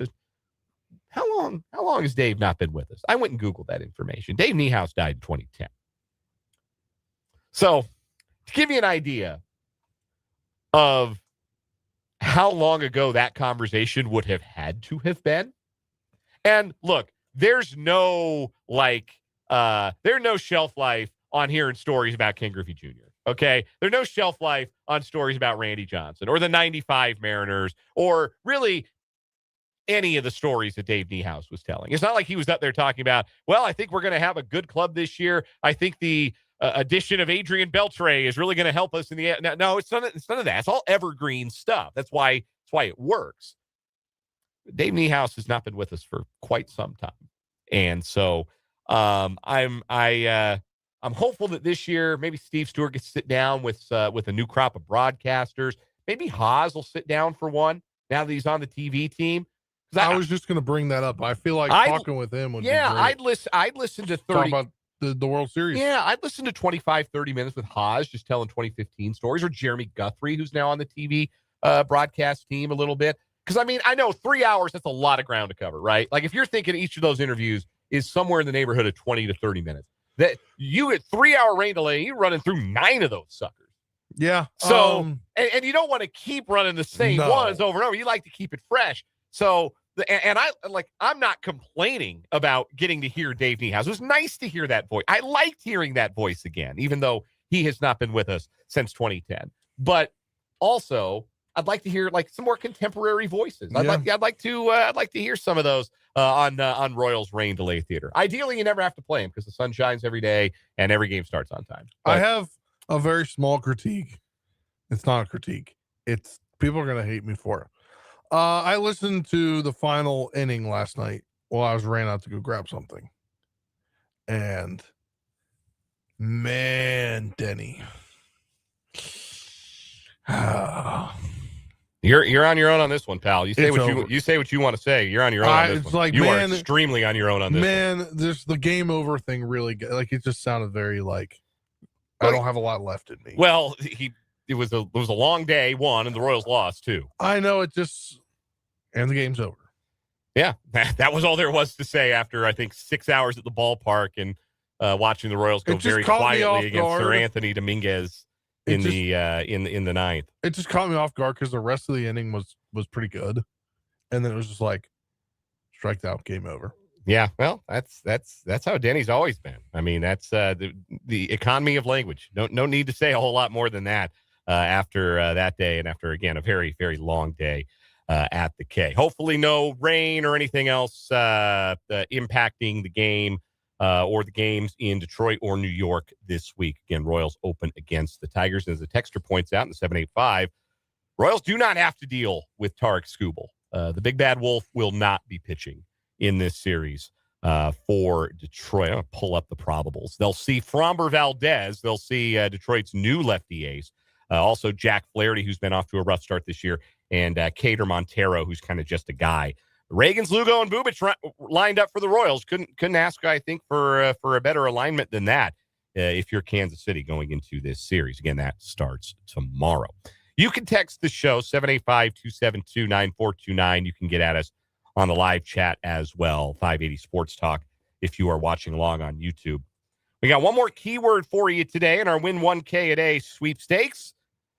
This keyword is brand. B-R-A-N-D. Brand. Like what you do with your cattle. Brand. B-R-A-N-D. Text the word brand to 785-272-9429. You have from now until the end of the 5 o'clock hour to text that word in.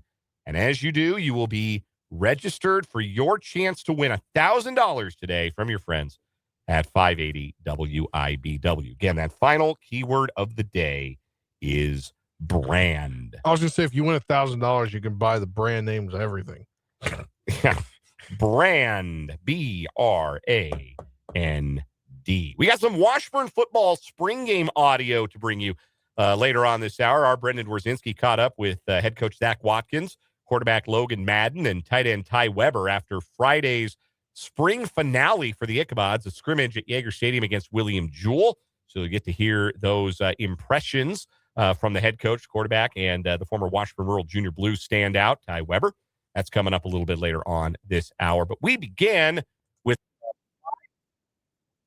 lines, and let's start with the newly ranked top team in Big 12 baseball, the Kansas Jayhawks. A sweep over the weekend of previously number 12 UCF has elevated the Jayhawks into the top 25 for the first time this season.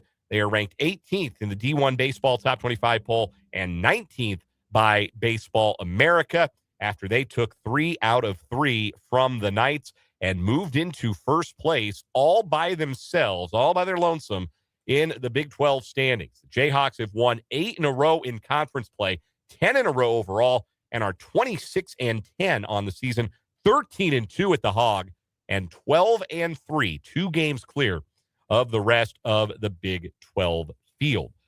For the curious, it was a really good weekend for Kansas pitching.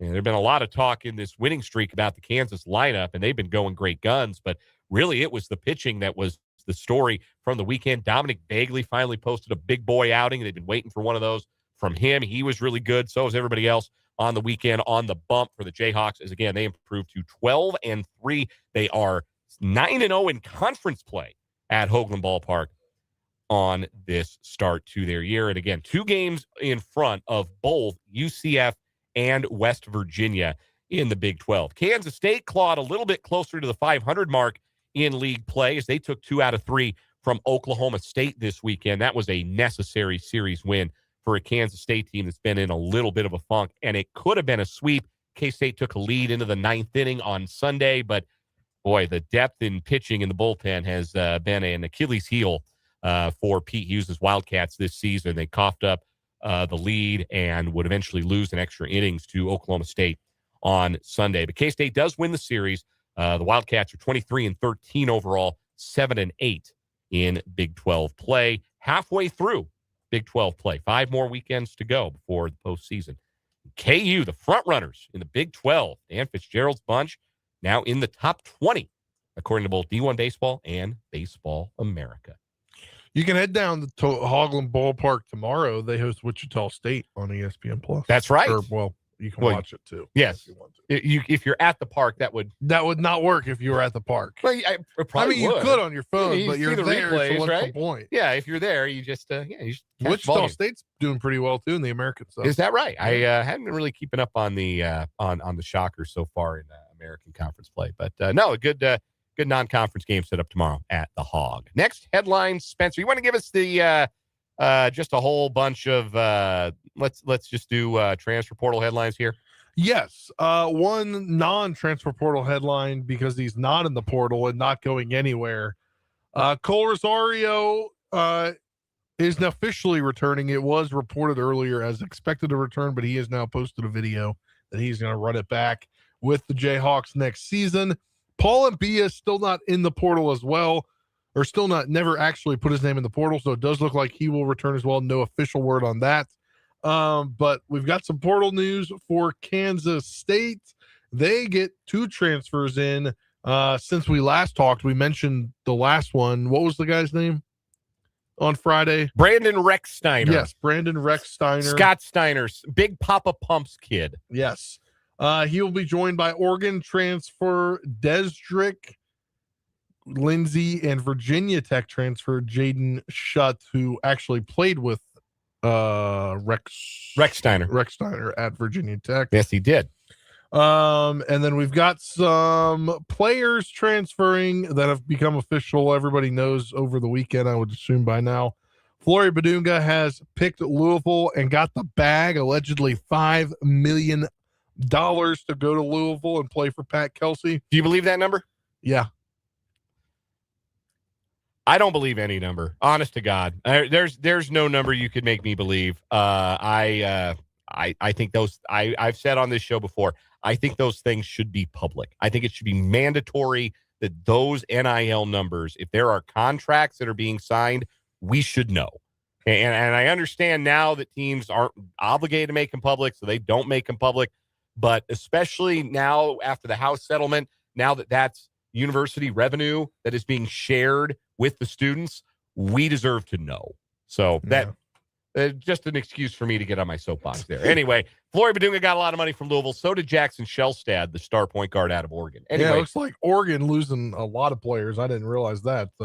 Samus Calderon, he announced his commitment today to Butler as he goes down to a different level. I mean, it's a mid-major level. Are they mid-major? The Big East I've always considered a major conference. Major conference, yeah, but they're different basketball than the Big 12.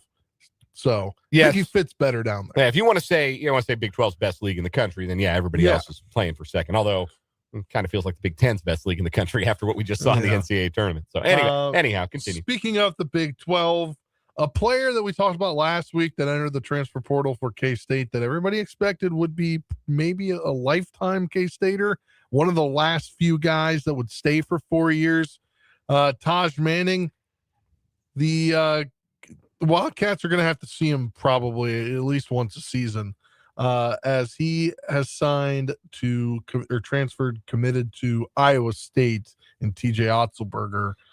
So Iowa State got all their business done over the weekend. Yeah, they got like 5 commits, and the Milan Momcilovic put his name in the portal, but really also put his name in the draft. This sounds like he's probably going to stay in the draft. Be pretty surprised if he plays in college next year. And he put out a statement that basically said, look, Iowa State had to get their business done. They couldn't wait on me. And it was unfair for me to make Otzelberger in the program wait on my decision when they could go ahead and build the best possible roster for next year. So that's why I'm in the portal, but also I'm in the draft. And I think a lot of people expect that Momcilovic is going to stay in the draft. Manning to Iowa State is interesting because I think that the perception of Taj Manning, at least perception in this studio, is that Taj Manning is probably not more than a rotational player at a high major conference with only 1 year left to play. It was funny. You said, we thought he'd stick around all 4 years, where he was there for 4 years. He just has 1 more year of eligibility because he redshirted. Yeah. So he's got his 1 more year to play. And I think I kind of expected that he would go somewhere to get a greater playing opportunity because You have an opportunity to play at Kansas State. He's an established veteran. He's been through the rigors of the Big 12. Hard to imagine that Casey Alexander couldn't have found a place for a player like that in his rotation. Now, maybe he couldn't have. We don't know what conversations were had behind closed doors. But when I heard that Manning was going to the portal, I thought he would go somewhere where he would play a bunch. And I don't think he plays a bunch at Iowa State. But you need rotational bigs who play hard, give you effort, defend. Like Taj Manning feels like a player who probably fits a little bit. I don't think he's going to put up numbers that are going to make you say, oh, man, there was so much untapped potential here. Maybe there was. Like, maybe everybody who left Kansas State under Jerome Tang was not as good a player as they could have been while Jerome Tang was their head coach. More and more you hear stories that are like, what was it you say you were doing there, Jerome, as far as the day-to-day X and O basketball instruction? So maybe there's still something untapped with Taj Manning. I don't know. I think he's a little undersized. There's no like mid-range like scoring game for him. But Iowa State will make good use of a player. Like, you trust that about that program, that they will find good use for a player based on what that player can do and not what that player can. So all the best to Taj Manning at Iowa State. Flory at Louisville is really interesting. Apparently, from the sounds of it, and again, you can't verify these things. It's just all internet rumor, all those numbers that get thrown around. But the internet rumor is that Louisville has decided that they are going to spend a lot of money in the portal this year. Yeah. And it's very much just a matter of the big swinging you-know-whats who write the checks at Louisville going to Pat Kelsey and saying, who do you want? We'll make it happen. We'll get you this team that you want. What I think is interesting, though, about Badunga and Shellstad is you now have a 6'10", in quotes, center and a 6-foot point guard. In a college game where we all saw in the tournament, bigger is better, you're now undersized at the 5 and you're undersized at the point. Good players, like players who can help you win, but you are a little bit undersized. Yeah. So it's interesting to see Louisville maybe zigging while the rest of college basketball is zagging. Regarding the in-state schools and who they do have, Cole Rosario coming back to KU. I like this for him. I like this for the program. Rosario was turning a lot of heads last summer to the point where people I talked to were pretty sure last summer that he was going to start. And remember, he started the scrimmage against Louisville. He started that game. There was a lot of belief that he was capable of stepping right away into the starting lineup. And he was just a little bit too raw, and he didn't shoot it well enough when he got his chances. But you could certainly see in glimpses the size is there, the athleticism is there. There's some basketball IQ there. I don't think he's a true talent 29% three-point shooter. I think he helps KU. I think he's going to be a starter for the Jayhawks in 2026, and I think he helps them. I think that another year. Remember, he was a young freshman. Yeah. He came in as a 17-year-old. So I think he'll be a little bit more physically mature and a little bit more ready to rock for his sophomore year. So that's good retention for KU. If they can keep him, and it sounds like they're going to be able to keep Paul Mbia. Even if he does enter the transfer portal, it sounds like there's a pretty good chance that Mbia does return to KU, and that'd be nice to have. Again, if you're getting bigger, you'd like to have a big center. Even if he's not your starter, you like to have that size. K-State's commitments so far are really interesting. Rex Steiner on Friday, Lindsey late Friday after we had signed off, and then Jaden Shutt today. He's the newest one. First of all, these are guys that all played a bunch of minutes. And Lindsey and Shutt played starter minutes, even though Shutt came off the bench last year. He was a starter the year before. He's a Duke transfer. Spent his first years at Duke. You don't get recruited to go play at Duke if you don't have some game, right? Exactly. Yeah. So whether you can get on the court there or not, that's different. So there's something there. But both of these guys played like 20 plus minutes a game. So which gives you a lot more after the first guy they got. The first guy they got out of the portal was like, well, Brock Weiss. But is this who we're going to get? Is this caliber of guys? Right. You feel better at least about the experience that's coming in. Yeah. But the flip side of that experience is Rex Steiner, Lindsey, and Shutt are all one-year guys. And if you're trying to lay a foundation long-term, I mean, you can do it with some one-year guys. You know, Jerome Tang's first team, which I will remind people was successful and won a lot, had plenty of one-year guys. So you can start to lay a foundation with, 1-year guys who are good players. You raise your credibility level and try to win right out of the gate. But it is interesting that the idea of Casey Alexander as program builder. And so far, you have Vice, who's got 2 years left. And all the commitments so far have 1 year left. I'm not saying that's the wrong strategy. I'm not saying that's the wrong way to attack the transfer portal. Look, they're getting players in quick. They're getting a certain kind of player in. Like Lindsey's a hyper-athletic wing, Schutt's a shooter. He was, I think, 38% at Virginia Tech. Rex Steiner's ball-handling guard who can shoot, little undersized, but he can shoot it. You can see a vision for the kind of team that Kansas State wants to be. I am interested to see moving forward as they continue to add players, if there is a continued emphasis on those players with only 1 year left to play, or if we do start seeing more players added who can ideally be with the program 2, maybe even 3 years down the road. Don't know, but that's what I will be fascinated to watch. One final headline here, and this is a sad one from the world of sports. ESPN Hall of Fame broadcaster Dick Vitale has announced that he has melanoma in his lung and liver capacity and will be beginning immunotherapy soon. This is the 5th time that Dickie V has fought cancer. As he notes in a statement, I've beaten melanoma, I've beaten lymphoma, I've beaten vocal cord cancer, I've beaten lymph node cancer. I'm 4 for 4, and I'm fully confident I'm going to make it 5 for 5. Most recently, he underwent surgery in 2024 after a biopsy of a lymph node in his neck showed cancer. Took a 2-year break to deal with his health, and the 86-year-old Vitale returned to broadcasting in February of last year. Just wrapped up his 46th season covering college basketball at ESPN, and I know that I join everybody in hoping and praying for Dickie V's health and hoping that there's a year 47 coming up this fall and winter.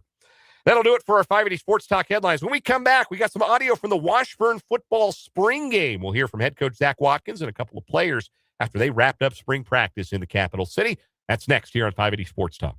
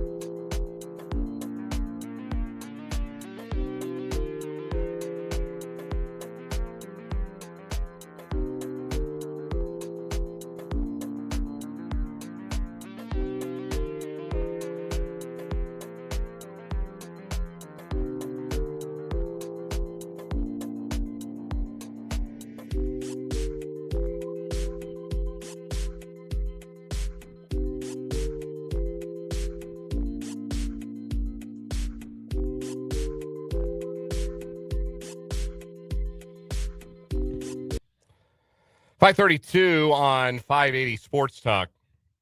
Hold all tickets on that Washburn audio. We'll have that for you here in just a little bit. Hey, you know what's coming back this week, Spencer? No, but I do see one of the audios in there. Oh, no, never mind. That was your Friday morning. Yeah. Do you know what's coming back this week? No. Playoff Roundup. Let's go. Playoff Roundup's back this week. NBA playoffs are all set. We got play-in games tomorrow. The play-in. Oh, who doesn't love the play-in? Your Wizards, did they make the play-in? No, but they're getting screwed for this draft lottery again. Man, I saw where they lost 25 of their last 26. They're getting screwed for the draft lottery again. This draft lottery system is messed up. They should get the number, whatever, pick based upon their losses. Maybe they should try to win some basketball games at some point. Then you have to worry about the draft lottery. And I just saw like Anthony Davis might request free agency or retire or something. 17 and 65 for the Zards. Are they the worst in the NBA? Yes. So they should get the number one pick. You would think. Fortune might smile on the Washington Wizards. My Nuggets are in it again. Always 3 seed in the West. They got the Timberwolves. Didn't very much like what happened the last time the Denver played Minnesota in the playoffs. Didn't much care for that at all. But Denver and Minnesota, first round matchup in the West. The other first round matchup we know is the Lakers and the Rockets, and the Lakers don't have 2 of their 3 best players. So all the best to old man LeBron as he tries to turn back the clock all by his lonesome. It's a very funny sentence, but it's also true. The Lakers need big minutes from Bronny James in these playoffs.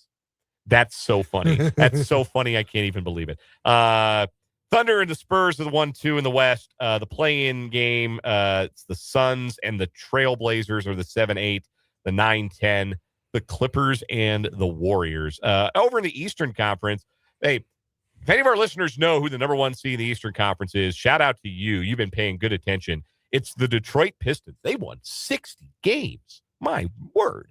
The Pistons and the Celtics are 1 and 2. The 3 is the Knicks. They play the Hawks. The 4 is the Cavaliers. They play the Raptors. The Cavs have a bunch of K-State guys on the team. Dean Wade, Naquan Tomlin. 7-8 is the Sixers and the Magic. 9-10, the Hornets and the Heat. The Heat live in the play-in. They should rename the play-in after Eric Spoelstra. The Heat live in the play-in. Anyway, that is coming up. NHL season's got 1 more week, and then the playoffs start after that. So, yeah, we'll be bringing the playoff roundup back here very shortly on 580 Sports Talk in the 5 o'clock hour. When we come back, we got Washburn audio from the spring football game. That's coming up here on 580 WIBW.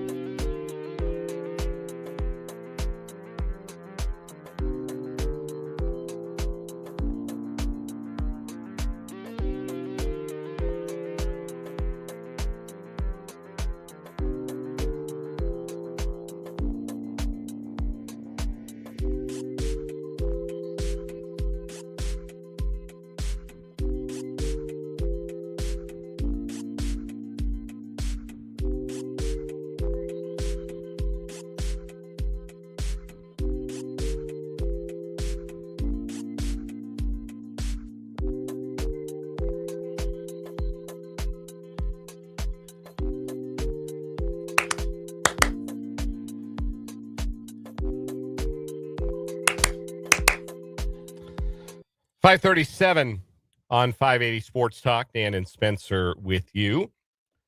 Washburn football, spring football came to an end last week. They had a Friday spring finale scrimmage against William Jewell at Yeager Stadium.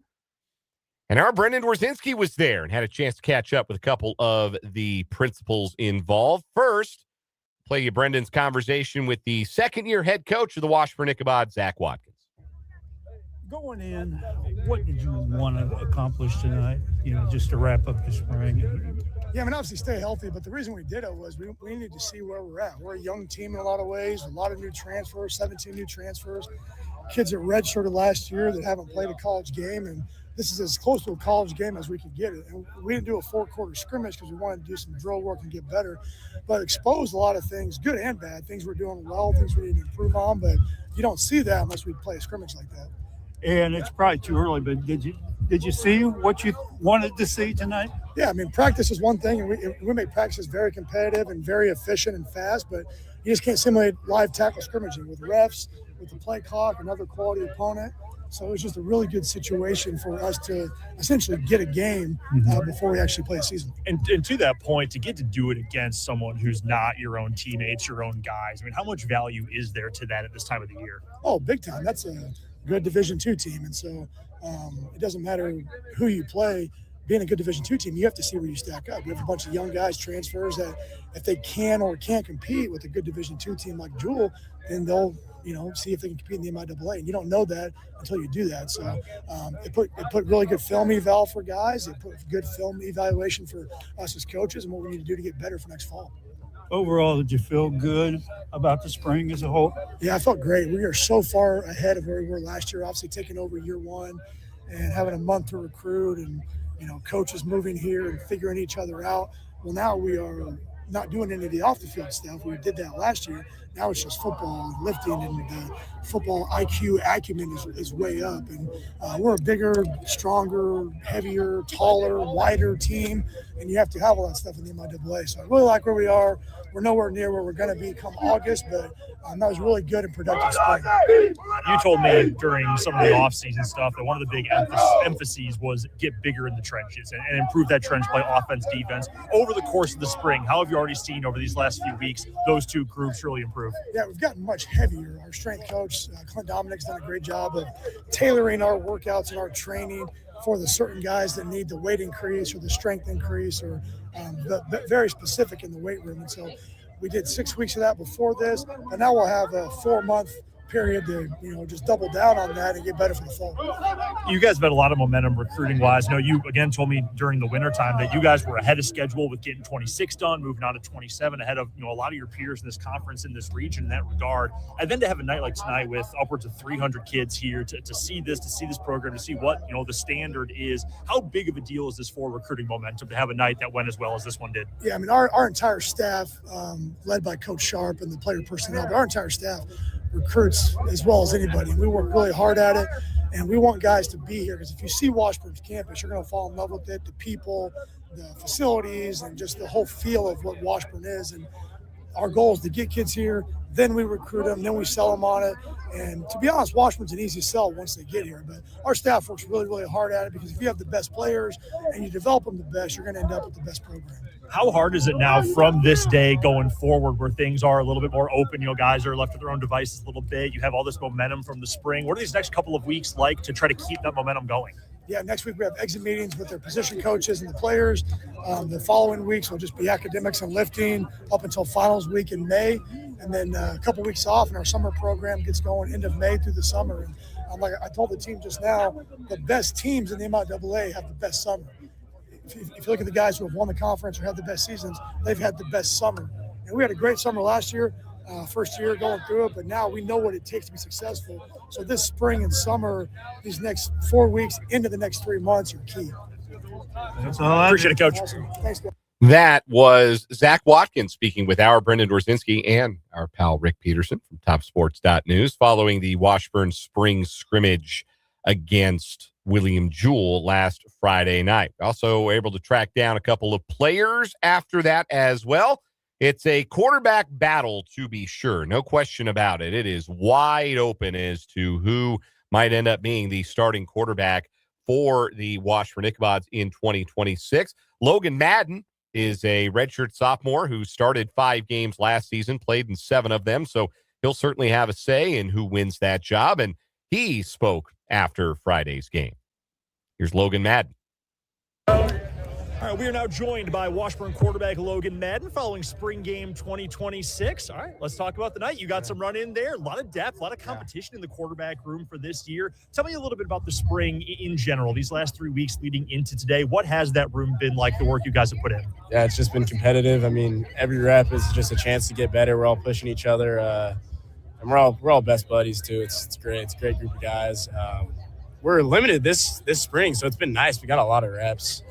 With Keller being out, unfortunately, we got 4 quarterbacks, so we were able to get a lot of reps, but it's just been competitive. I mean, we've pushing each other every single day, so it's been good. How different has it been for you going from redshirt year to redshirt freshman, now with all the playing experience you got this past season? How different has this spring felt for you? It's been good. It's been an ability to jump into that leadership role, and I think last year, obviously, you can be a leader at all times, but it's harder to lead from the back.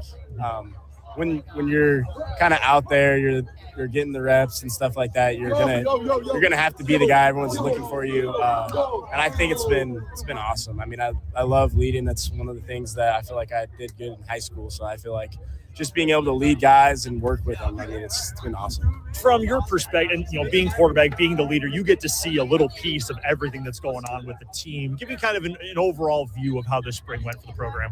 It was really good. It was a big jump forward. Obviously, year 2 of the program, we've talked about a lot. This has got to be our biggest jump this year, and I think it has been. We got a lot of dudes, 17 transfer portal dudes, and then we got a big freshman class coming in the summer. So it's been good. I mean, I'm excited. The guys, it's a great group of guys. We're closer than ever. That's what I think. The wide receivers in particular have come in. A couple guys who departed during, portal graduation, all of that. A couple new guys coming in. Jacoby had a really great day today. Dwayne, a lot of hype. Got to see him with Carney last year. What's your connection been like, and how has it grown already with that group? Yeah, it's been good. We got to work early January. We just got in the indoor. We threw 2 times a week, and just building those connections has been huge. They've done a great job adjusting to a new program, and I think that's the good thing about our program is just family first. So it's bringing those guys in was easy.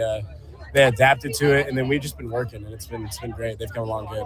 How nice was it to get to play and throw against a team that's not your own teammates out there? Doesn't get to happen a lot during the spring. It is nice. Our defense is good. Coach Cook he's a smart man, so he gets it done out there. So it's fun to go against someone else, and they're just legit. So it's best on best every single day. I love competing. So in terms of the tangible stuff, because you mentioned the intangibles, the leadership growing into that role, just in terms of your game, your on the field work, where do you feel like you've already made the biggest strides since from where last season ended to today? Yeah, I would say accuracy. I feel like last year it's kind of with my feet a little inaccurate at times, put myself in a tough spot. I feel like I've really just with arm strength and just arm pocket, just finding it and then just being accurate. And I think that's something that will help us a lot this year. If I just put the ball in the guys' hands, we have playmakers everywhere, so we're going to make plays. Logan Madden, quarterback for the Washburn Ichabods, joining us after the 2026 spring game. Logan, we appreciate the time. Yes, thank you. That was Logan Madden, the redshirt sophomore out of Arvada, Colorado, Ralston Valley High School, one of 4 quarterbacks who was healthy for the spring. He mentioned there that Keller Hurla, the junior out of St. Mary's, was injured and not able to participate. But 4 quarterbacks getting reps. Justin Lewis, of course, who started the opener last year. He is a grad student now. His final year of eligibility, the Merrimack transfer. We've also got redshirt freshman Connor Flaherty and sophomore Hayden Clark, who has started games in his Washburn career. They've got a class coming in that includes Aiden Scott, who rewrote the passing record book at Shawnee Heights. I certainly think he could be a factor in that race. Lots of different options. Be interesting to see where that quarterback position goes. Among the possible targets for whoever is that starting tight end for the Washburn Ichabods, all reliable Ty Weber, the senior tight end out of right here in the capital city in Washburn Rural High School. He took some time out to talk with Brendan after the spring game on Friday. Here's that conversation. All right. Joined by Ty Weber, starting tight end, team captain for Washburn football here, spring game 2026. You got to break this one down. Tell me a little bit about this being, senior year, all that, all the emotions. Still plenty of time before the season starts, but from a different perspective, as a guy who's been with this program for so long and all the different roles you've been in, tell me about this game and what you feel like you guys accomplished. Absolutely. It's one of those things where it's awesome just to be a part of this team and where we're building, what we're working towards, but it's also just being my last spring ball. You kind of take every moment. You don't take it for granted. You try to make the most out of it, and with these guys, it's really easy to do that. Is it cool then for you, and you've been an on-field leader for so much of your football life, but even a small thing like, hey, Ty's breaking this thing down at the end and everybody's surrounding you, we could hear everybody hooting and hollering. Like, how cool is that for you just on a personal level? Yeah, absolutely. And it's one of those things where you take pride in it. Like, these guys, I know they look up to me somehow, and you kind of like take that responsibility, but like I said, I would do anything for any of these guys. The family, the brotherhood we've built here, it's special to be able to do that. The offense as a whole during the course of this spring, and I'm sure it goes by in the blink of an eye when you're making that kind of progress and momentum and all of that. Where's the biggest jump you feel for this offense as an entire unit from the start of spring practice through tonight? Yeah, I think the biggest thing is just trust. We got some transfers in, especially we lost some on the O-line and brought some in, and got guys in the wideout positions that have been doing amazing. But it's a trust we have in each other. It's something you build over the 15 practices that we have, and I think now the communication's gotten down. It's been awesome. What have you thought about some of those new wide receivers, guys coming in? You throw in Jacoby, who had a really good spring game, I thought. Dwayne, who's been a good MIAA player before. What have you thought about that new group? Yeah, they're awesome. Like it's one of those things I call them 90-10. They'll go get the ball. And that's awesome to have. And we had some great guys coming back, so we'll see how they do. What's the difference between, everybody was kind of trying to play catch up last year. Yeah. Do you just feel the whole program is just more on steady ground this year? And Coach Watkins and the staff has done a great job with that. They've kind of, our biggest thing was we should take our biggest step in year 2. And I think we're doing that. And the things he's implementing, the way we're going now, it's just exciting to be a part of. Good. The quarterback play as well, because last year Justin was obviously new to the program and Logan took more snaps as the year went on, but not as much early on in the year. How have you seen those guys continue to grow and develop, and how has your bond with them continue to grow? Oh, absolutely. And those guys, all of them included, they're great people. They're great people. They're great competitors, and that's what you love in a position group, because they're going to push each other every day. And you've seen that, and we've seen that every day.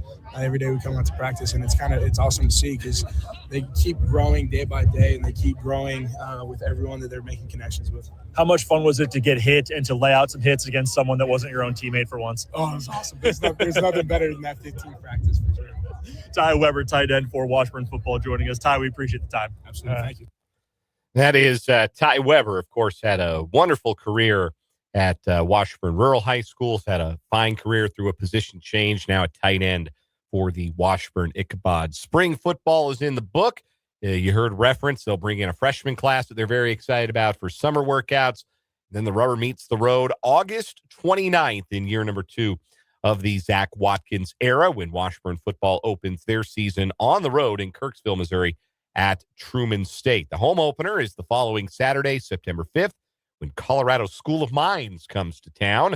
Hopefully that won't be a game that is delayed over 7 hours by weather like last year's contest between the two teams. At least if it happens again, Brendan and Trent don't have to drive all the way back from Golden, Colorado after the fact. And somebody doesn't have to get their significant other mad at them. Yeah, no, that's a fact. So conference opener is September 12th. The Saturday after that, they open MIAA play at Northwest Missouri State, September 12th.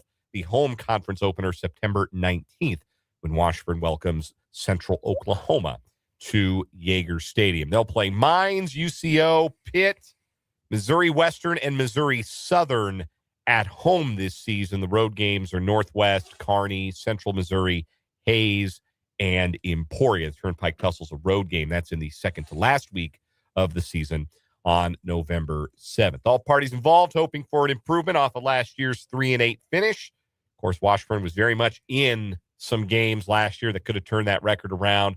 1-score loss at UCO, 1-score loss to Kearney, overtime loss to Hayes, 3-point loss to Missouri Western. So they were very close to having even had a winning record in year one under Zach Watkins. But that's how the MIAA goes. You got to win your close games. If you win your close games, that's what gives you a chance have a winning record, have a winning conference record, maybe give you a chance to go to a bowl game, maybe give you a chance to go to the playoffs in Division II. Again, August 29th will be the season opener for Washburn football. We thank Brendan Dorzinski and Rick Peterson for their questions, and Zach Watkins, Logan Madden, and Ty Weber for their time following that spring scrimmage finale. I feel like August is going to be here before we know it. Time does fly, doesn't it? Yep, August will be here indeed before we know it. We will take one final timeout here on this edition of 580 Sports Talk. When we come back, we'll close out this Monday show with a final word.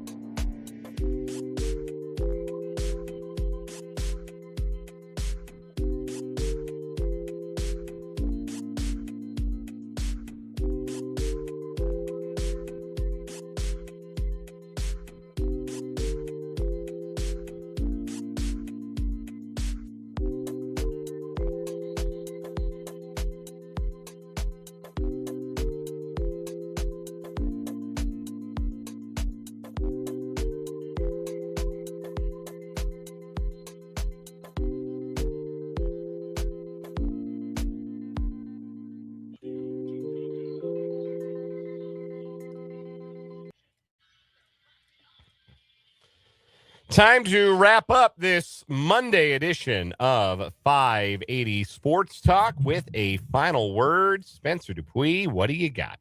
So everybody knows I am a huge hockey fan, right? Mm-hmm. And that was the one thing that I was a little disappointed when I first moved out here was like, Kansas City doesn't have a major team.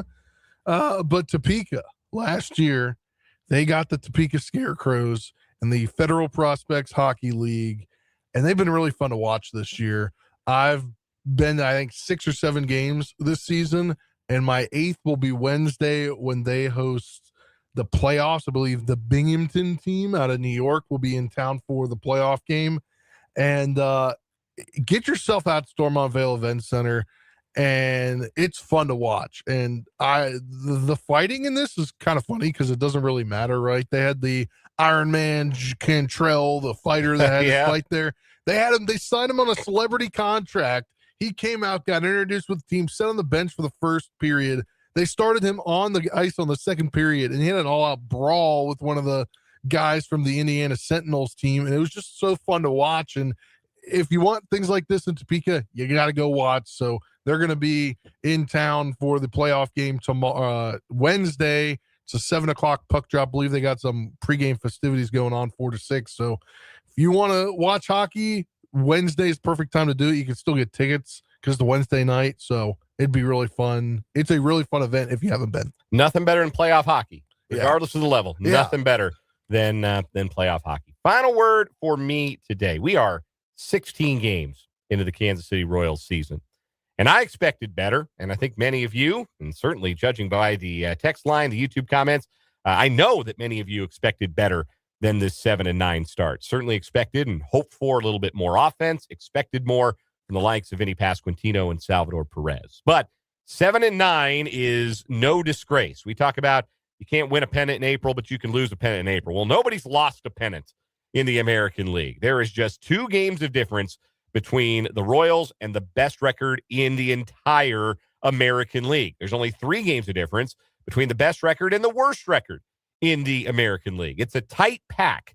And I don't know that it's going to stay a tight pack all season long. I don't necessarily think that there won't be a team or two that separates, but it's not going to happen in the American League Central. I feel pretty strongly about that. So a lot of season left. Way too early to say anything declarative about what the Royals are just yet. We're back tomorrow at 3 o'clock. For Spencer Dupuis, I'm Dan Lucero, and this was 580 Sports Talk. Good night.